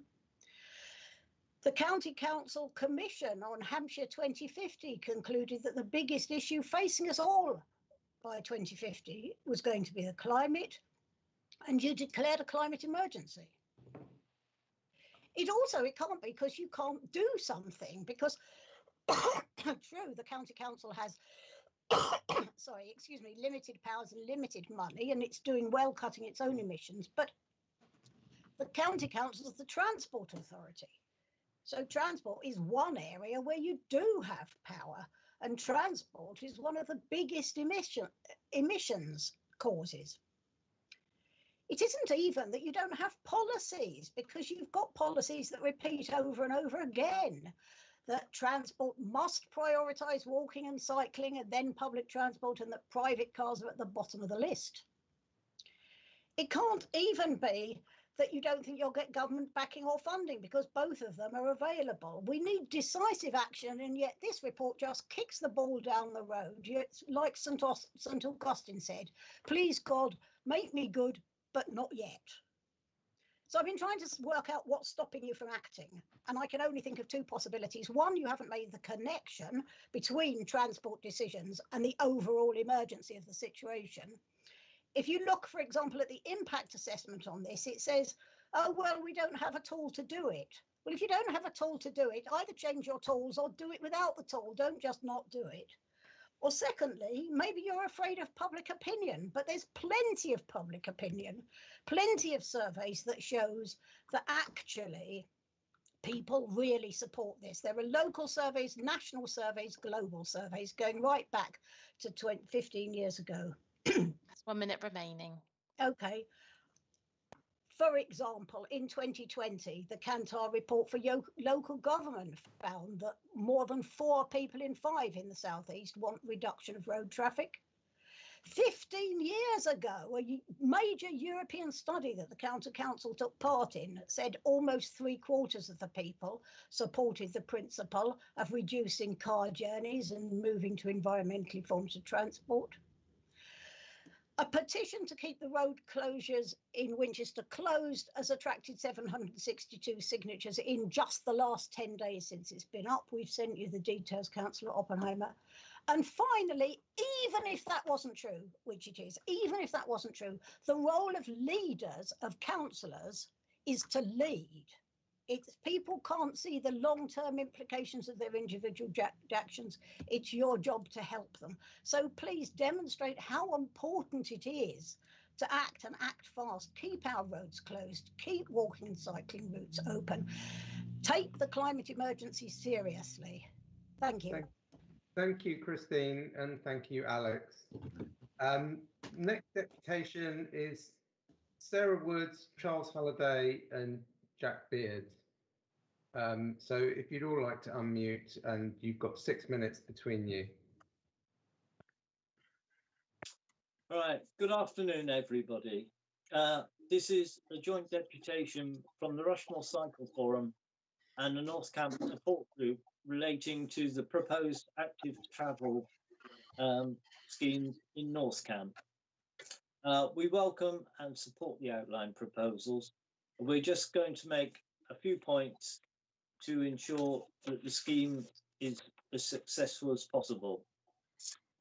First of all, we support changes to infrastructure which work towards the active travel vision in gear change, a bold vision for cycling and walking, and which conform to the cycle infrastructure design document LTM 120, both published by the Department for Transport and our government policy.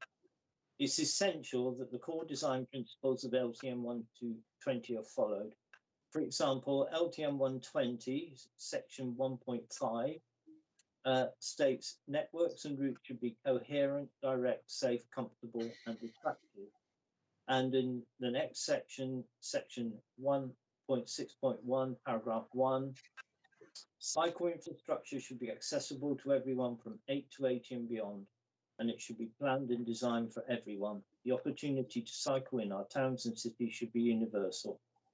So we believe that any infrastructure needs to conform with the technical guidance in LTM 120 as a minimum. And the opportunity should also be taken to improve walking and cycling access to schools, including introducing school streets where appropriate. Now I'll hand over to my colleague, Sarah. Right, so I'm just going to carry on talking about LTNs for a moment. The results of the North Camp Low Traffic Neighbourhood Consultation, which has happened just recently, reflect conversations that Rushmore Cycle Forum and North Camp Support Group have had in recent years, and that includes making deputations and speaking with Hampshire County Council, and we thank them for that, and Rushmore Borough Council. Elimination of through traffic, encouraging those who are able to walk or cycle, mean quieter, safer streets, more community engagement and less air pollution. Local transport networks mean that everybody, including those who use wheelchairs or mobility scooters, have enough space to make their journeys comfortable, so people can just get out. The existing LTN, we do have them already, remove through traffic, these are in Osborne Road, got an example here, remove through traffic and allow children to walk and cycle to Wavell schools safely. This existing LTN also provides a quiet place where people can hear more birds and have a stronger sense of community. It's also a very popular residential area. North Camp is popular. People want to live there. The benefits of this should be extended to other residents in North Camp. That means it can be made better. We welcome the recommendations to progress an LTN scheme for North Camp and will actively support community engagement around the proposed trial. This can benefit the whole community. future-proof the area to address the impacts of climate change and loss of biodiversity, and encourage more short journeys by bicycle, not by car. Now I'm going to hand over to Jack Beard, who's going to talk a bit on the environment. Hello, I'm going to speak briefly about the natural environment in this area of North Camp, and particularly to say that we've been pleased that the council has committed to maintaining the green corridor in Lynchford Road for trees, vegetation and local ecology, because that has been an issue for a number of years now, and clearly we want to encourage the council to keep with that. Also, the creation of a low traffic neighbourhood in the village of North Camp away from Lynchford Road would give the opportunity to improve the natural environment of the area. For instance, the suggestions of introduction of parklets in the shopping streets and planters in the area in connection with the low traffic neighbourhood will be a great improvement, because many of those streets have no vegetation whatsoever or very little vegetation, and that is something that we would like to see improved. We do very much support the use of nature-based solutions for all of this, and I refer to green and blue infrastructure, which is of course vegetation and water areas. An example. 1 minute remaining. Okay. An example would be further planting of trees and improvement of the pond and open space at Napier Gardens, and holding pods could be used to help avoid flooding in the lower parts of the town and the area. That's the end of my submission. Okay, a bit on economic benefits. I'll whiz through this if there's just a minute. Reducing drive-through motor traffic in North Camp and building active travel infrastructure can lead to a more attractive climate for retailers, cafes and companies to locate new businesses. Studies show that people who walk or bike to local shops spend more money per month than those who arrive by car. Cycling keeps people fit and improves their health, tackles obesity and a range of other diseases that are costly. Conditions associated with physical inactivity drain public finances. Research commissioned by the Department of Health found on average physical inactivity costs each primary care trust £5 million a year. Sarah, I'm going to have to stop okay. now. Well, thank you. And we just one more thing. We want to work with you to bring this forward. Okay. Yeah, no, that's understood and appreciated. We've got one final deputation, and so if you could all go back on. The final deputation is from Sarah Davis. And Sarah, please could you unmute and introduce yourself, and your 6 minutes starts now. Thank you, Chairman. Thank you for the opportunity to speak this afternoon. My name's Sarah Davis. I'm the Business Improvement District Manager for the City of Winchester.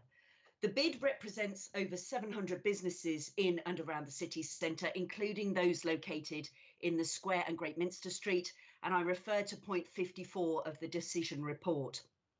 We have been speaking regularly with businesses in that area over the course of the last 18 months in order to help facilitate the smooth transition to temporary road closure and the safe reopening of businesses. We've worked with both Winchester City Council and Hampshire County Council to create a safe space for pedestrians, visitors, workers and residents, thanks to the temporary road closures which are currently in place. This outdoor space and the granting of pavement licences has been essential for the hospitality businesses in the area to reopen and continue trading. As a city, we have seen very few businesses fail during the pandemic, and this is down to them being flexible and able to adapt to ever-changing and often difficult situations. By enabling outdoor trading for these businesses that have been more affected than most, Winchester and Hampshire councils have provided a lifeline to not just the business owners, but to their staff as well. And by helping businesses trade using outdoor space safely, we have shown literally that the city is open for business. We're all aware of the shortage of hospitality staff and the pressure on businesses who have been asked to trade at less than 50% of their potential capacity. And for small businesses in small premises, often it has likely been more beneficial for them to close the doors rather than open up. Social distancing measures have meant that some of the very small cafes, such as Café Monde, would have no choice but to close if they weren't allowed to use outdoor space. So giving businesses the outdoor space in the square and Great Minster Street has enabled them to confidently open their doors, bring back their staff and welcome back visitors in a safe way. But Winchester is not just a city for residents, but for visitors, and many, many have commented on the welcoming, safe environment that's been created in this area. We are a hospitable city with a reputation as a dining destination, and to be able to welcome people in a safe environment is essential in these times. Businesses in the area have benefited from the road closure, with new customers finding the area and the wide range of shops there. Outdoor drinkers and diners have had time to look around and see the range of special shops in the area and then made purchases. The City Museum has reported increased footfall as people linger in the area and discover our heritage. And they tell me they're benefiting significantly from the increased flow of people who feel safer to walk around that part of the city. The Old Vine have spoken to many of their customers. They now have more space for more outdoor seating and a loyal following of customers who view the road closure as a great way to end the rat run and remove cars, fumes and noise from Great Minster Street. Even the vine outside the building is bearing fruit this year with no more vibration of the ground. So the benefits aren't necessarily just to the businesses, but to the quality of the area as well. Deliveries for businesses in the area are manageable from both sides of Great Minster Street and from Little Minster Street. And without the constant arrival of lorries and delivery vehicles turning in the loading bay, the area is less polluted, and those who choose to dine outside don't have to sit amongst parked vehicles. It's my remit to arrange Christmas in Winchester, so I've already had conversations to ensure that this area becomes a focal point for diners and shoppers in the run-up to Christmas. I'm investing in more lights and will be engaging with businesses to ensure that this area continues to be the safe, vibrant place to celebrate. So in closing, I would conclude that the road closure is beneficial to the residents, business owners, pedestrians and diners who now have a far better and cleaner experience of this special area of our city. Thank you. Thank you, Sarah. That concludes the deputations from members of the public. I'd like to thank all 10 of the deputies. Well, there was more than one for some of them, so there was actually 14 people. All feedback we get is helpful, and it's great to have this level of interest in this issue. I found myself in agreement with parts of each of those deputations. Didn't necessarily agree with everything that was said, but a lot of what was said by all of them was resonating with me. You know, we don't want to be making policy in a vacuum, so all feedback is welcome. So thank you. I'd like to thank everyone who's emailed me. A lot of people have been in touch over the last month. I'd like to thank everyone who took part in the consultation. We've listened very carefully to everything that's been said. So thank you. And whilst I'm in the mood to thank people, I'd like to thank the officers who've worked on active travel. You know, this team did a fantastic job in getting the emergency schemes out there during the pandemic. And it's really appreciated by all of us as councillors. We don't have time for a minute of applause for the team, but you do deserve a minute of applause for getting those schemes out there last year. And I'd also like to say that I think the team deserve huge credit. So David Wilson and Ben Smith, please make sure that you take this back to your team. The whole team have done a fantastic job in keeping the schemes under review and then assessing all of the feedback we've had and developing this way forward for the phase 2 of active travel. So I really appreciate the advice I have had, and I'd like to thank you for that. What we're going to do now is we're going to ask Ben Smith to introduce the paper. We're then going to see if Councillor Todd or Councillor Philpott would like to comment, and then I'm going to make some remarks and sum up. So now I'm going to ask Ben to unmute. And Ben, if there's anything you want to say in response to the points that have been made already this afternoon, please do. Ben, over to you. Thank you, Chairman. I'll keep this fairly brief because I'm sure everyone has actually had an opportunity to read and absorb the content of the report, but just a little bit of background and introduction. So, as you said, the Tranche 1 schemes were put in on an emergency responsive basis, essentially for social distancing. as a response to COVID. But this report focuses on the Tranche 2 schemes, which shifts the focus somewhat towards active travel. So the report is taking schemes from across the whole of the county and reporting back the results of the consultation. We've then taken those results and tried to sort of look at them alongside current and emerging policy, sense checked with the sort of changing environment with which they're in, that they still make sense, both on a local and a wider basis, and then leading from that onto a series of recommendations. So the recommendations are split into a number of categories. We've got a batch of schemes that we're recommending are developed and progressed. Timeline for that is to complete by the end of this financial year, so by April 22, which aligns with the funding that's available.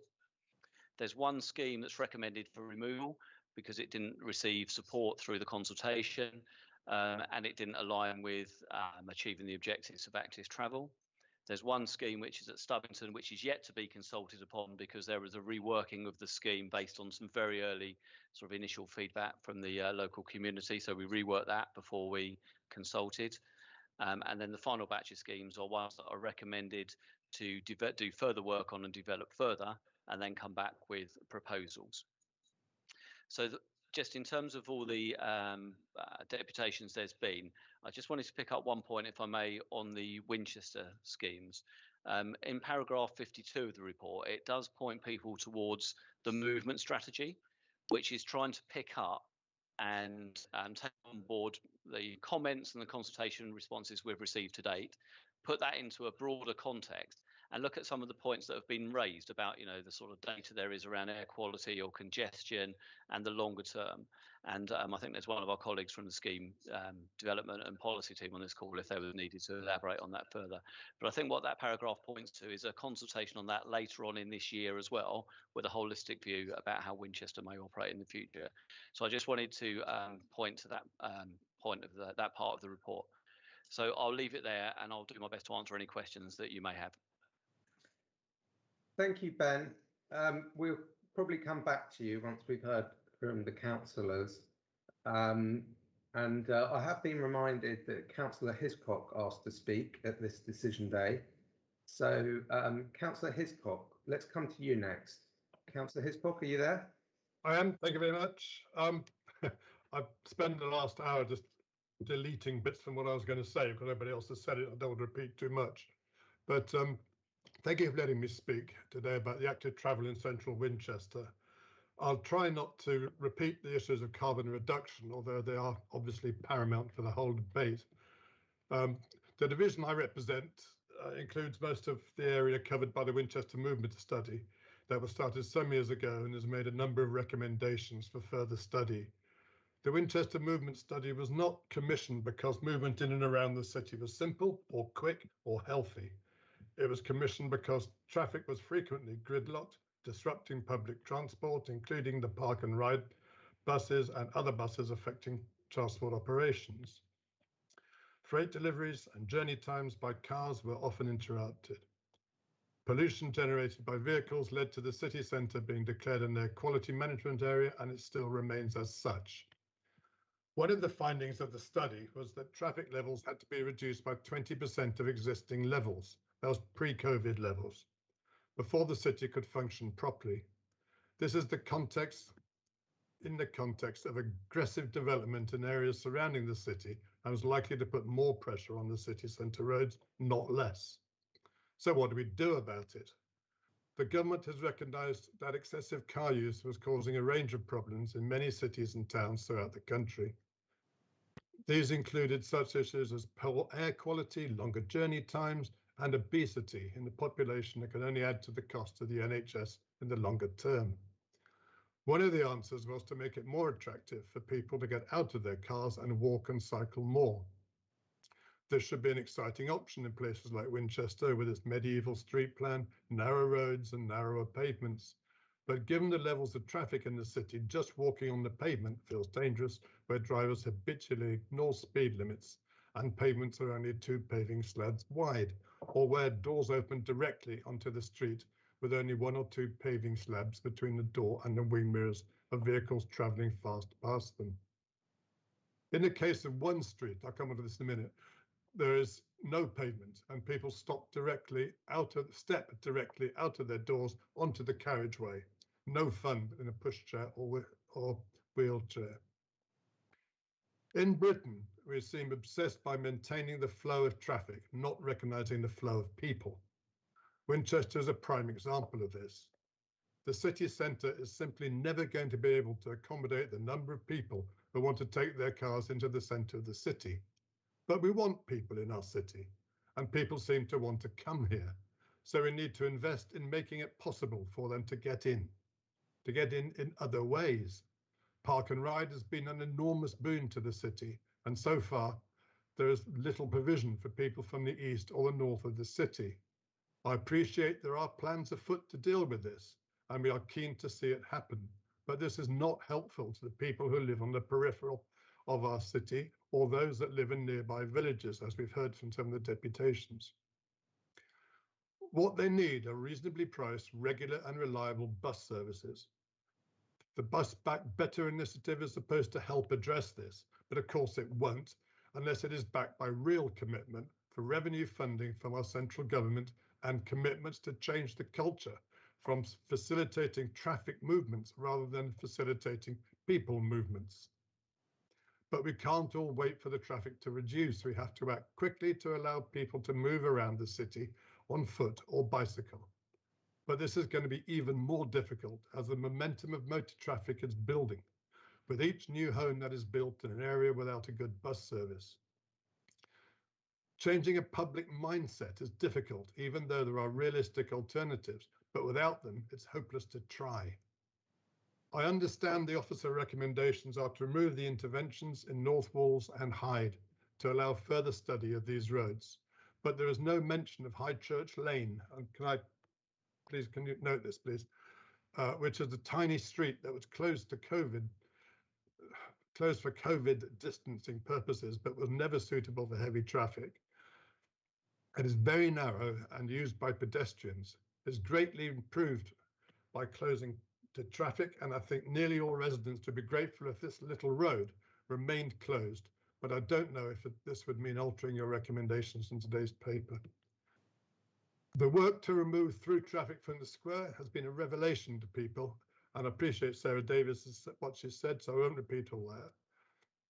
But I would like to take the opportunity to thank the officers who worked on the square and all the active travel initiatives we have seen in the city, and I look forward to the results of the further work outlined in the paper with you today. I also look forward to the evaluation of the other proposals that may be in the pipeline already to help reduce traffic movements in the city. Thank you.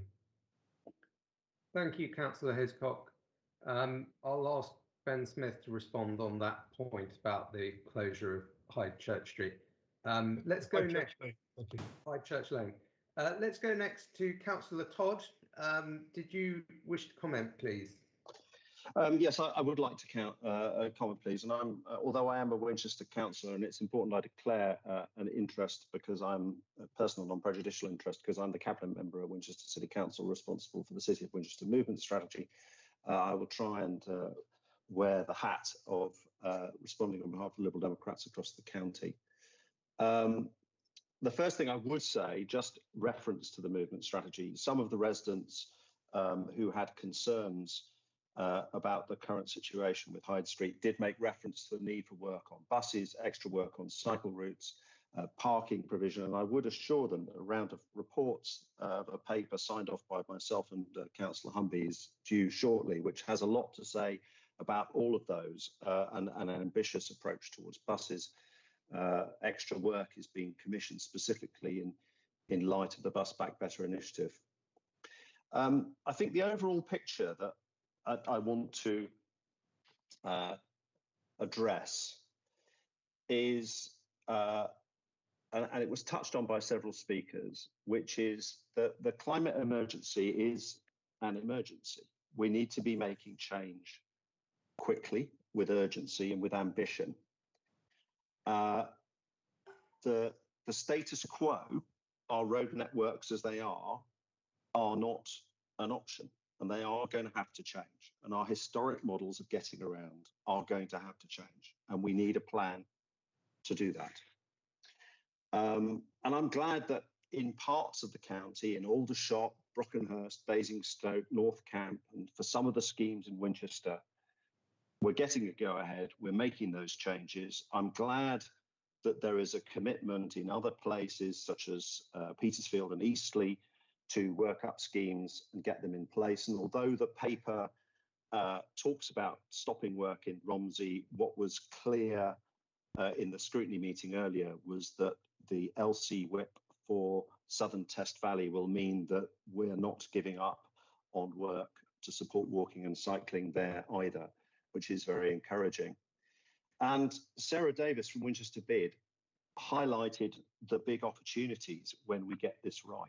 Sometimes it's treated as if being good for the environment, being good for business are in contradiction with each other. And what we see with some of the measures that we've put in place in Winchester is that is not the case. It's actually better for business, better for residents, better for visitors when we get things right. In other cases, residents have made it clear, and I can understand their frustration because they've seen a situation which isn't working. Now, I know for them, and they've not seen action to address it as they would see it. And we've heard ideas today as to what could be done. We heard, for example, Mr. Marper put forward a set of ideas. And actually the paper itself and the officers themselves in the papers that are written, firstly in the proposal that was consulted on, and secondly in the paper that's written, have suggested further ideas that could address those problems. And I come back to the point that the status quo is not an option. And I suppose, and I would say that what the phase one schemes, and particularly the ones that had frankly reached the end of their usability. I mean, the point has rightly been made about North Walls, for example, that it doesn't have a cycle lane in it at the moment. And the proposal, the consultation was to put one in place, and that would have been, if we were to proceed, a dramatic improvement. And the point was also made about disabilities. Let's not forget, North Walls in its current form is unusable if you're in a mobility scooter. It's frankly unusable if you've got a baby buggy. The street's just too narrow with the 2 lanes of traffic charging down it. And so we can't say that the status quo is acceptable. It's not acceptable to stay with the schemes in their current form, but it's not acceptable to say we can carry on as we are. And effectively, we have 2 options, and we're taking one of them. So one of them, effectively, is to give up on this particular round of intervention and kick the project into the long grass. Now, that's a bit harsh because there is work being looked at as how we would be able to make North Walls work, for example. But effectively, reading the paper, hearing what officers had to say this morning, we're moving it into the long grass. There's 3 options. The second option is just to implement as they are. And I don't think that's an option either, because residents have highlighted that there are real problems that they need to see action to address. And then there's a third option, which is to implement what's proposed improvements. And they are improvements. They are better than the phase one schemes, but get really serious and urgent about a programme to address the problems. So there were ideas put forward in the papers that talked about how we address the issues in those proposals.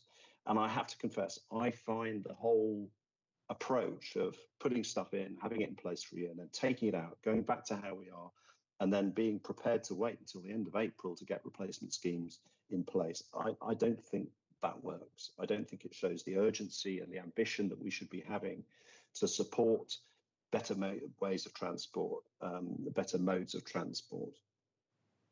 So I suppose, and again, I want to be sympathetic towards the fact that I was talking to an officer who I won't name earlier and saying, if this had been a year later when the work for active travel had been underway, we would have been more ready for it. And it was inevitable that we had to go quickly into schemes that in some cases, we didn't get right the first time.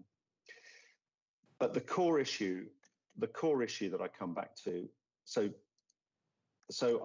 I'm unhappy with the way we're proceeding on this. I think we should be taking a bolder approach, but a bolder approach couldn't be, particularly where residents have highlighted issues, just saying, well, that's fine, that's what we consulted on, you're going to have to live. Councillor Todd, you seem to have frozen. So I'm going to move on. We did give you quite a long stretch there, and we've heard what you've said. Councillor Philpott, did you wish to comment following the Select Committee this morning? Yes, Chairman. I'll just say a few words just to help members and those who perhaps were not a party to the discussion that took place at the Select Committee. Just to clarify, we had I thought, a very well-informed and full debate on all of the issues relating to the active travel, and I think it's probably fair to say that the Select Committee concentrated primarily on the two more contentious issues within the recommendations. The one that I think many of your deputies have referred to and expanded upon, and that's the Hyde Street North Walls scheme, and the other was the Romsey and the 100 scheme. So first, dealing with the Hyde Street North Walls scheme, it was noted by members that the decision to close Hyde Street at its south end was a decision that was, as far as the public consultation was concerned, was pretty much evenly split, 46% high, I believe, in terms of those who put their views forward in consultation. And whilst members were generally satisfied that an amended design may be more conducive to to the changing traffic situation, disappointment was expressed by one or two members with the recommendations that were before members. And I think Councillor Todd has articulated and embellished those points that he raised earlier at the Select Committee. The other scheme, which also received some attention from members, was the Romsey scheme. And whilst it was accepted that making the Porters Bridge Street one way was not considered to be a good idea, both I think, generally speaking, received less than 1/3 of support. There was a concern, however, Chairman, that Romsey Town Centre not be forgotten in further consideration of active travel. So I just wanted to say those things really in summary, because there's very little else I can add to some of the extremely detailed deputations and contributions that you've already received. But if you want to ask me any further questions about the debate that took place, happy to try and answer them for you. Thank you, Councillor Philpott. And I'm aware that there was a discussion about Romsey at the Select Committee this morning. I'll watch that as soon as it's on YouTube. I've already spoken to Councillor Humby and Councillor Warwick about it, and it is well noted, and nothing's off the table with regards to that. So we'll go back to Ben Smith now to respond to any of the points that have been made by councillors. Thank you, Chairman. I think I've just got a couple of points to make. So the point that was made about, I think, Hyde Church Lane, we'll take that away and look at that further because we had included that kind of in the schemes in that area, but on that specific point in that specific road, we'll take that away and have another look at it. The other point I just wanted to make, I think, without going into the detail of individual schemes, is that what we've tried to recommend is a kind of a balance of what is right at this point in time, so that the schemes that are going in now are going in at what we believe is the right time, and there may be schemes that come along later where it's a more optimal time to introduce those schemes. So we may not put that absolutely perfectly right, but that's what the thrust of the report is. It's about balance and timing in terms of when is the right time and the right context to introduce these schemes. So hopefully that just gives a little bit of background without going into the detail of each individual scheme. Thank you. Thank you, Ben. And now it's my turn. And I want to start by saying this.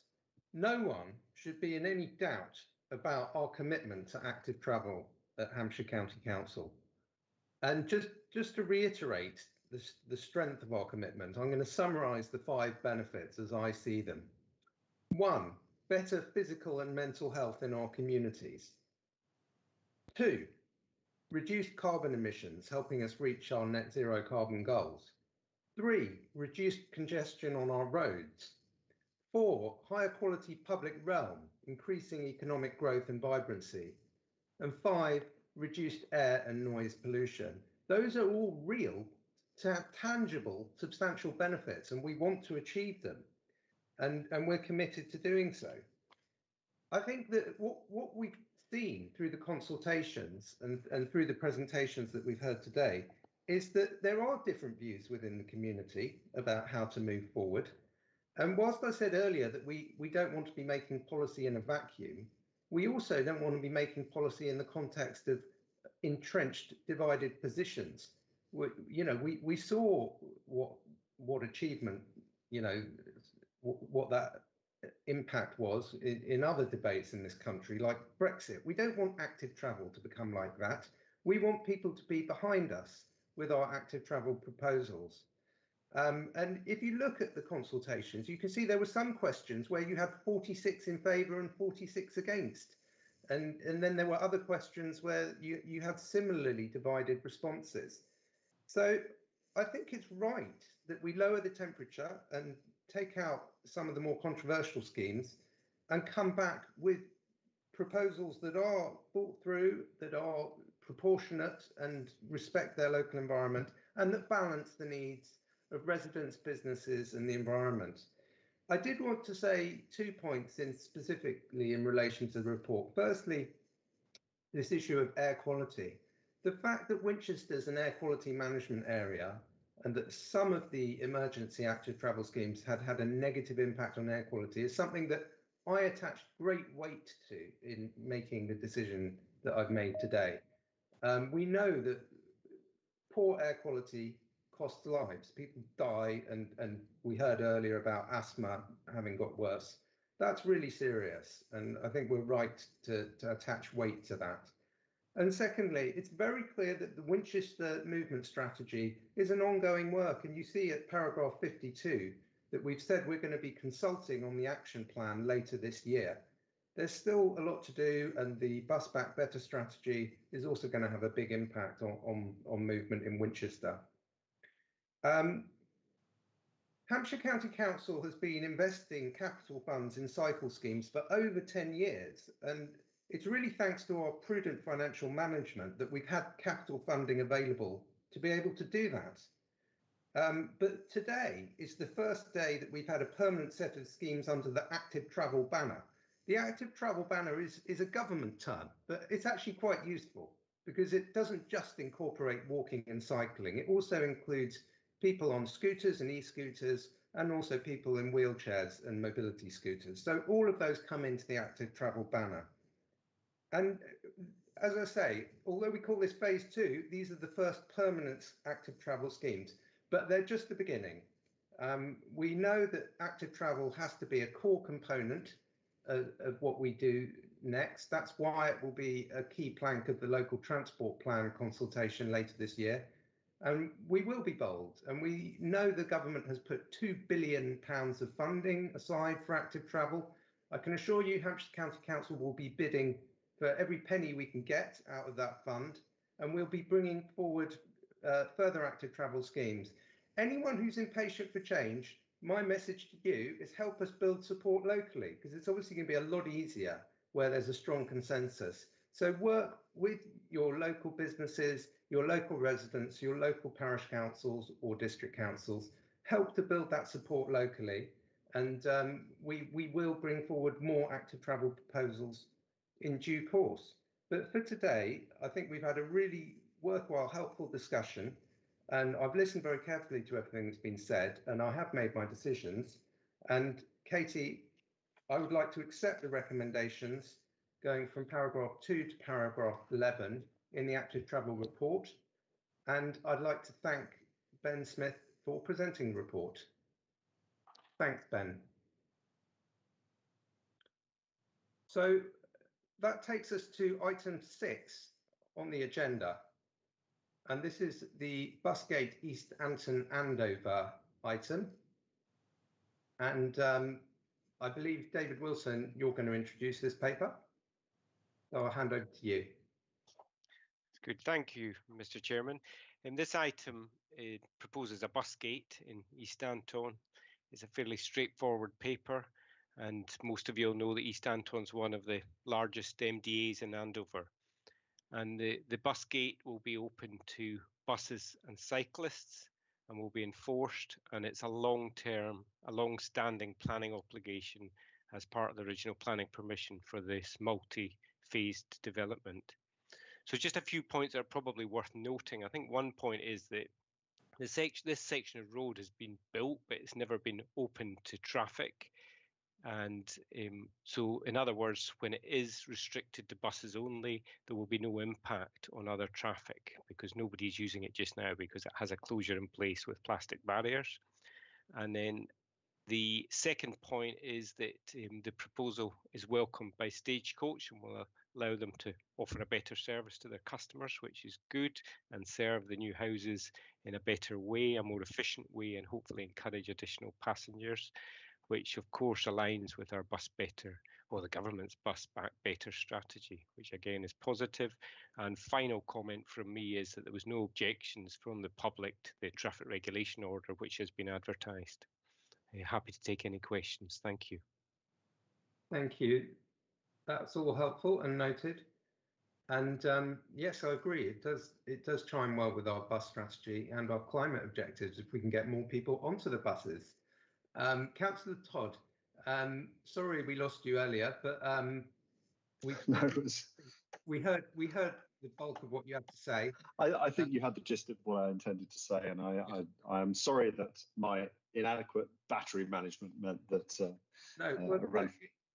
It was a good discussion, and just concluding on that point, we did have an active travel summit. You may remember, which I chaired, and we'll do that again, and we'll get more people back to give us their thoughts because it is something we want to listen to people on. But anyway, we've moved on to the bus gate. Absolutely, and I will continue to support any initiatives in those areas, and possibly occasionally try to drive you along a bit faster as well. This is an area which obviously it fulfills the site master plan. It's a pro-bus move. It's, I believe, our first test of ANPR bus gates in the county. I think it's one we should learn from because this is exactly the kind of measure that we may well want to be using more in other places and learning how to implement it. So strong support from the Liberal Democrat side, and look forward to learning about it and seeing how those learnings can be reapplied in other places. Thank you, Councillor Todd. And I would actually echo that. I think, it'll be very useful to see how this first ANPR busgate goes. And we will obviously want to replicate that if it's successful in achieving the objectives that are set out in the paper. I think we can actually proceed to the recommendation. And thank you for the report, David. And I am very happy to accept the recommendation set out at paragraphs 2 and 3 on page 87. And I'll ask Katie to note that in the decision. Thank you, David. Thank you. And, we'll move on to agenda item 7, project appraisal Eastleigh area bus infrastructure works. Keith, I think you're going to speak to this item. So Keith Wilcox, over to you. Yes, thank you, Chairman. I'm going to do this one. The purpose of this project appraisal is to provide details and really seek the committee's approval to implement a programme of bus infrastructure works in and around Eastleigh. The project appraisal, the allocation is just over 415,000. It's using Section 106 funds. It is a pilot. It's a pilot project, and the proposed works really will focus on delivering accessibility improvements, better access to information, improved passenger waiting facilities, and I think a really important point, it's been mentioned a couple of times earlier today. These are all really key elements in achieving the vision that's set out in the government's national bus strategy. And the government has asked local transport authorities to consider the impact of road infrastructure, bus stops, shelters, etc., on the passenger safety, security and accessibility. And that's all within what is called the bus service improvement plans, of which we need to submit our bus service improvement plan back to the DfT by the end of October. The report goes into the details as to what the project comprises, and the 3 recommendations, Chairman, are set out in paragraphs 2 to 4. And I'll leave it as there, Chairman. Okay, thank you very much, Keith. If anybody would like to speak to this item, please put your hand up. Martin, please go ahead. Thank you, Russell. Just a very quick point here. I mean, first of all, strongly support this. Getting better bus infrastructure is absolutely something that's been identified in Bus Back Better and more generally as something that will help make it better and get more people using buses. One thing this highlights, which I think is just worth thinking about, because in a lot of our discussions about Bus Back Better, I'm not sure that we've talked about it enough, which is this is something that follows from a piece of work that's done by Eastleigh Borough Council. And I know that many of the districts in the county are keen to, and I can speak again, declaring an interest on behalf of Winchester City Council in this respect. We are keen to work with the county to improve bus infrastructure. I suspect Basingstoke is the same. They spend a lot of money on buses. So as you are working on plans, take this as inspiration, and indeed maybe send it out to the districts for further inspiration to say the bigger group of allies we can get together, working together to improve bus services in Hampshire, the better. Don't forget the districts, and absolutely let's keep spending SIL and other money and imaginative use of funds that are available to improve our infrastructure and improve our bus services. So again, strong support for this paper from the Liberal Democrats. Thank you, Martin. And I think this is really good news for Eastleigh. I'm very happy to approve this project appraisal and send it forward to get the capital funding. As we were saying when we were talking about the bus gate a moment ago, it is absolutely imperative to get more people using the buses, and this project will certainly help to do that. So, Katie, I'd like to approve the recommendations of paragraphs 2, 3 and 4. Thank you very much. And I shall now move on to item 8, changes to the traffic management permit scheme. And Tim Lawton, I'd like to invite you to introduce this item, please. Thank you, Councillor Oppenheimer. Hopefully this is a relatively straightforward paper. The County Council operates a permit scheme and has done for a couple of years now, which is essentially there to control all planned activity on the public highway, whether it's for our own schemes, County Council schemes, or those of third parties. We've done a review of the scheme, and we've identified some anomalies in the scheme documentation. And the purpose of this report is to seek your approval to sort of make some edits and changes to correct those anomalies. They're not major changes; they're very minor in nature. But because the scheme is a legal instrument, we do need to go through a formal process in order to secure those changes. The main change is relating to how we charge for permit variations. We do charge for all permit variations, and the financial model for the scheme is based on us charging for all permit variations, but the documentation is not as clear as it could be. So this is correct in that. Thank you, Tim. And would anyone like to comment on this item? No, and in that case, I'm going to thank Tim and his team for this report. I'm happy to approve these minor amendments to the text of the permit scheme. And Katie, please note my acceptance of the recommendations at paragraphs 2 and 3, please. Thank you. Well, we're making good progress, aren't we? And so I think I've just got one more item, and we're sticking with you, Tim Lawton, because item 9 is the Hampshire Highways Service Update. So, Tim, please speak to this report. Thank you, Councillor Oppenheimer. This one might not be so simple, but I'll try and be as brief as I possibly can.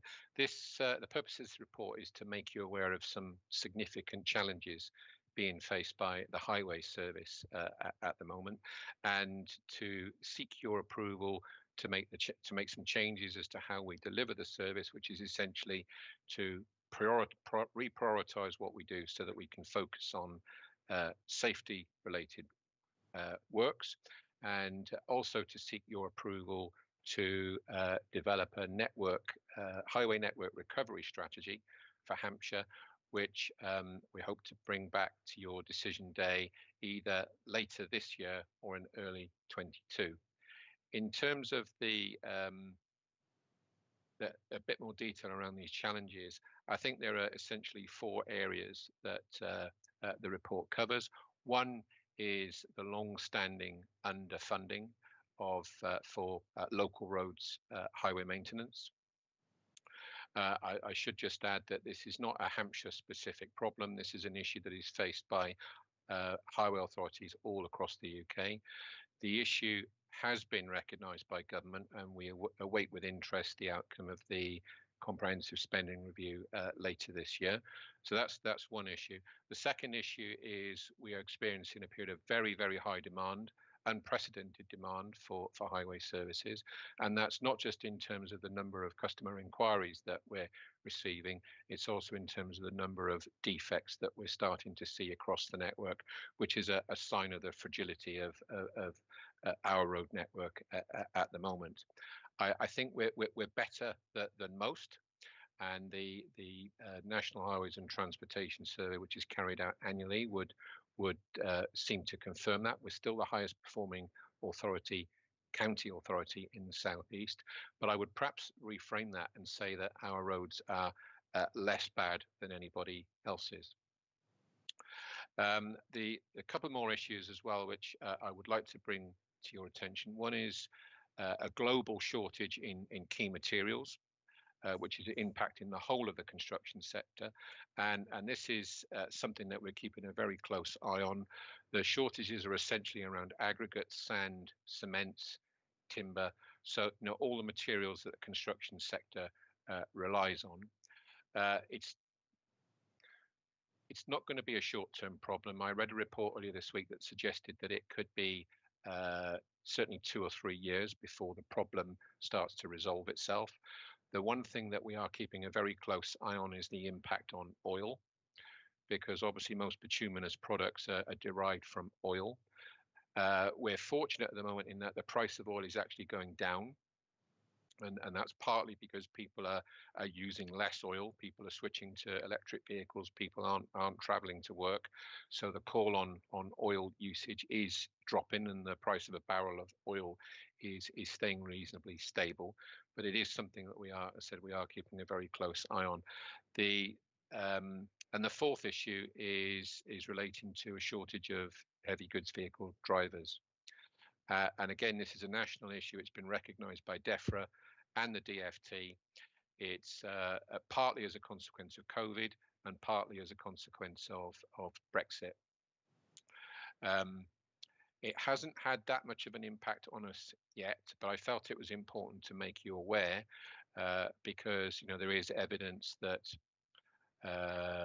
hourly pay rates for drivers are creeping up, and there is a concern that we could see a recruitment and retention issue as the months pass. And that's a particular concern for us because as we go into the winter, we rely heavily on the HGV driver cohort that employed by our contractors, not by the county council, but we rely on that cohort for delivering the winter service. So it is something we're keeping a very close eye on. As I said, it's been recognised by the government. They've introduced, I think last week I saw a letter from the minister suggesting there could be some relaxation in licensing requirements to try and speed up the process for getting drivers into vehicles, but it's something we're keeping a very close eye on. In terms of mitigation, we are already starting to reprioritise what we do. We are delivering all services, routine services are continuing, but there is a priority onto all works where there is a potential safety impact. We are also fortunate in that we have an excellent relationship with a service provider, Milestone. We have complete commercial transparency with them and an excellent working relationship, and that is standing us in good stead so that we can face these challenges together and help each other and ensure that we can sustain service delivery sort of going forward. But I think if I was to draw any of these issues to your attention, it would be that the long-standing underfunding issue, which unless government starts to recognise the fact that local roads, highway maintenance is underfunded, the problem is only going to get worse, unfortunately. And at best, we are only going to be able to manage the rate of decline in our road network. Yeah. Thank you, Tim.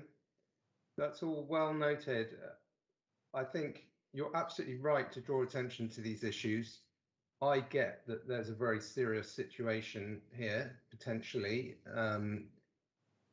because of the cumulative impact of all the issues that you've been talking about. The more extreme weather events, the increase in the price of materials, the long-term underfunding. And we all know, all of us who are councillors, we know how important our highways are to our communities, to our businesses, and indeed to our hospitals and ambulances. So we really do take it very seriously. And I hope that all councillors will read this paper and take note of it and help us to make the case to government for more funding. I'll take a comment now from Councillor Todd. Martin. Thank you, Russell. Yeah, this is. I mean, first of all, you know, I want to pay tribute to the fact that officers are operating in an incredibly constrained situation, and there's a lot of frustration often about the state of the roads. And I'm very aware that that officers and our partners are working extremely hard to squeeze as much as they can out of an ever-declining pot. And one of the most shocking numbers in the earlier report on the capital budget was the 24% cut in dedicated funding from central government, and the impact that has on what we're able to do to maintain the roads. When you combine that with the pressures from adult services, which inevitably is a legal duty, and children's services, and incredibly important for the council to get right, and the financial pressure that puts on the rest of the organisation. The other thing I'd add is that the way that central government runs funding, everything is bid for activity. So we're always saying, you know, one of the things that often gets talked about was, well, why aren't you spending less on such and such a junction and more on active travel and other such things? But in practice, what is often the case is we had to bid for the active travel funds, and it was ring fenced, and we bid for the money for a junction, and it was ring fenced. And there isn't as much discretion as, frankly, local government should be, so that we could be making the choices locally to meet the needs that we have. There's one point I think we aren't giving enough attention to at the moment when it comes to safety.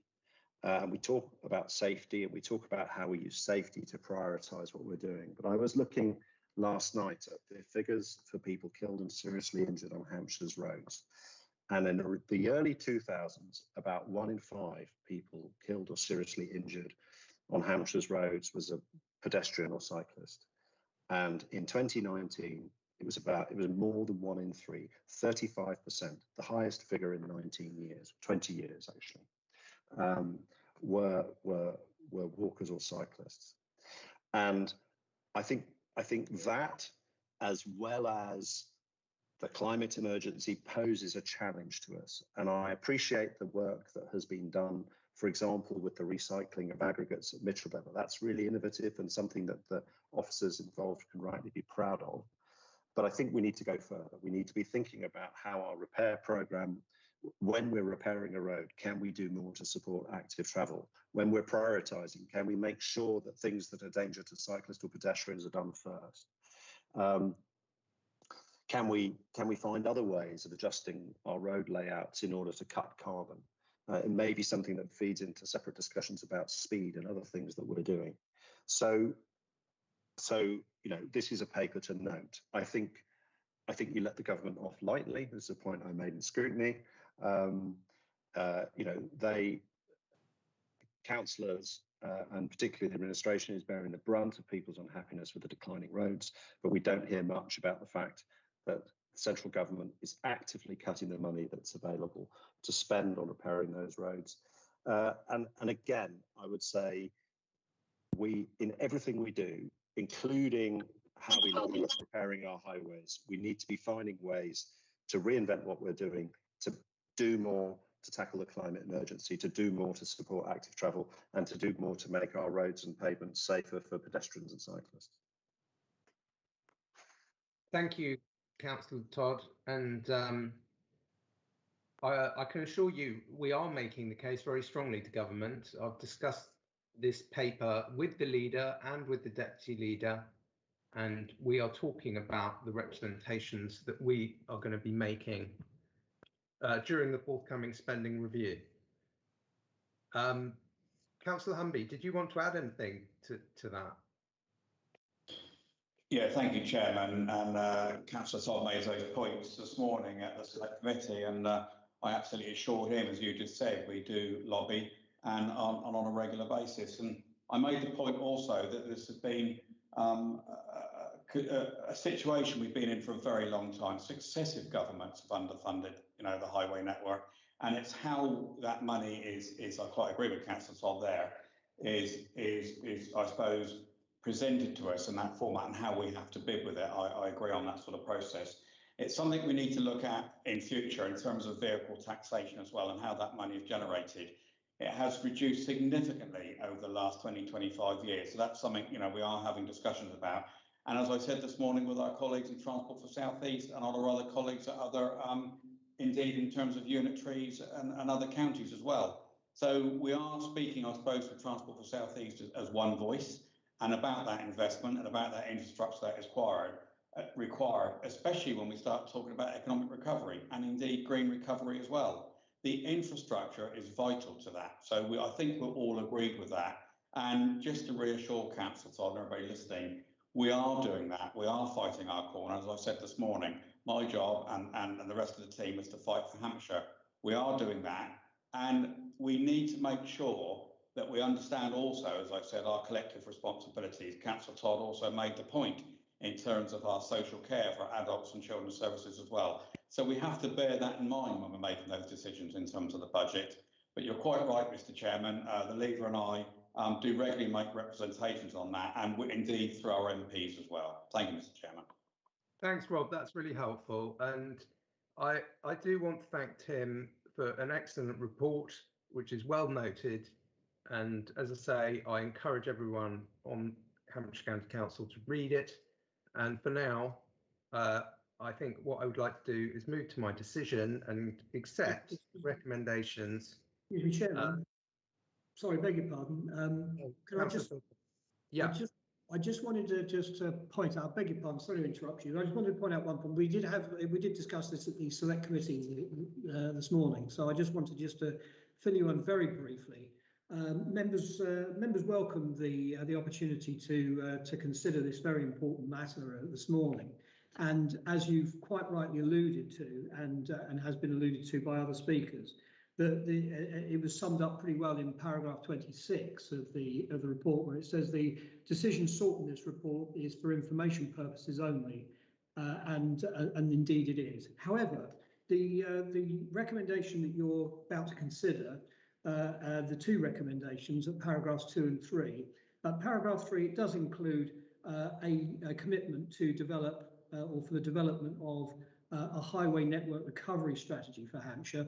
I just wanted to point out, Chairman, that as and when that strategy then develops and comes forward, then there is potentially the Select Committee may want to have a look at that in more detail. I'm sure you understand that that's the case, but that's all I wanted to say on behalf of the committee. Thank you very much.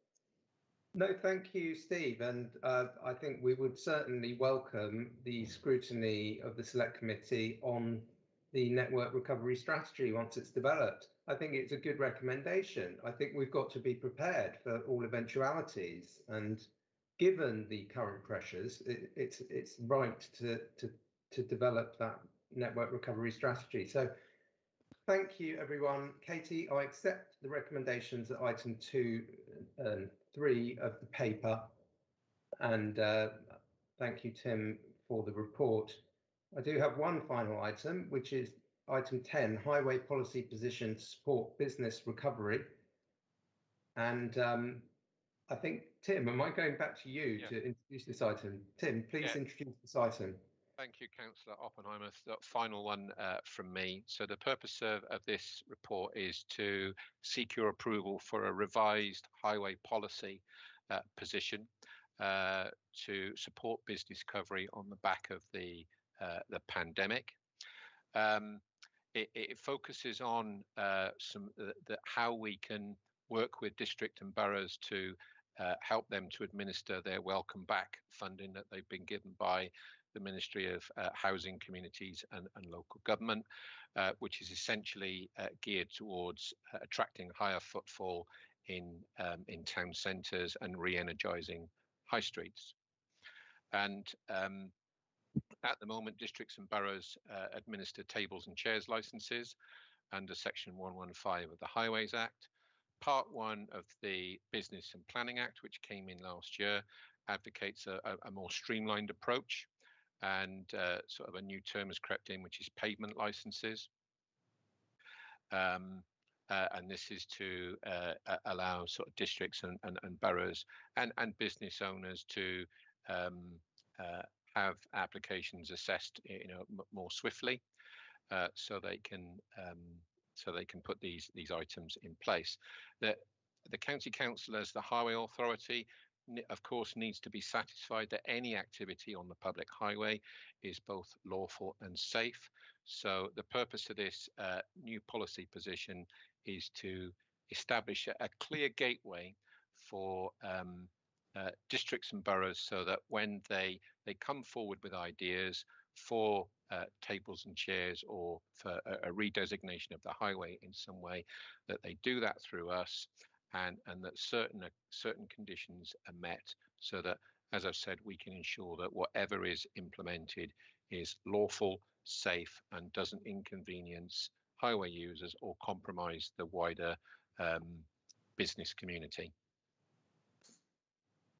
Thank you, Tim, and I completely understand what you're saying, and I think it's right that we have this process so that we can properly consider our role as the Highways Authority, make balanced decisions that are safe for everyone, that give businesses the opportunities they want, and districts and boroughs have the opportunity to support regeneration and economic development in their areas. So it makes a lot of sense. Councillor Todd, did you have a comment or question? I have a very short comment. I welcome this paper. I think it's a good proposal. The one suggestion I had in an earlier meeting, which I think it's useful to put on the record, is let's use all our channels to get the word out about this. So let's not just talk to our normal highways contacts. Let's talk to the people in the districts, I count as one of them, declaring an interest, who are responsible for economic recovery or the economy. And let's also make sure we use our channels that we use to talk to business, to make businesses aware of this directly as well. So I think it's, let's use the fact that we're the Environment, Transport and Economy Committee and pull all our levers, not just our normal transport levers, to get the word out about this scheme. Thank you, Councillor Todd. Tim, do you want to say anything in response to that? Yes, thank you, Councillor Oppenheimer. I just want to reassure Councillor Todd that subject to you agreeing this decision, the intention is to talk to key contacts across all the districts tomorrow to signpost them to the new process and procedure, which will be available from the 1st of August. Yeah, and we actually discussed that when we had a briefing on this item earlier this month, and it was interesting that you raised that too, Martin, because I agree. We do want to make sure people are aware that there's going to be this new procedure available to them to apply to. So thank you, everyone. And moving to my decision, I would like to accept the recommendations set out in paragraphs 2, 3 and 4. So, Katie, thank you very much. And This is certainly the longest decision day I've ever been involved with, and I'd like to thank everyone for their patience and bearing with me as we worked through all of those items. It was all important stuff that required some thought and decision. And I am grateful to all the officers for their hard work on those papers, which are very high quality. Am I going straight to Jan or back to Rob? Yeah, Mr. Chairman, if I may, I'll then just to say well done. It was a very long, D-Day from your point of view, with lots of deputation, so well chaired, I would say. But now we sort of finish your D-Day within this session. We now start another D-Day within this session, which will be Councillor Jan Warwick to bring forward her environment strategy paper. So over to you, Councillor Warwick, you're now in the chair.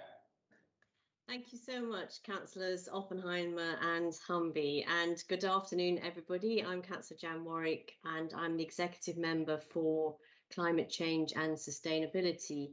We continue to be broadcast this afternoon via the Hampshire County Council website's own YouTube channel.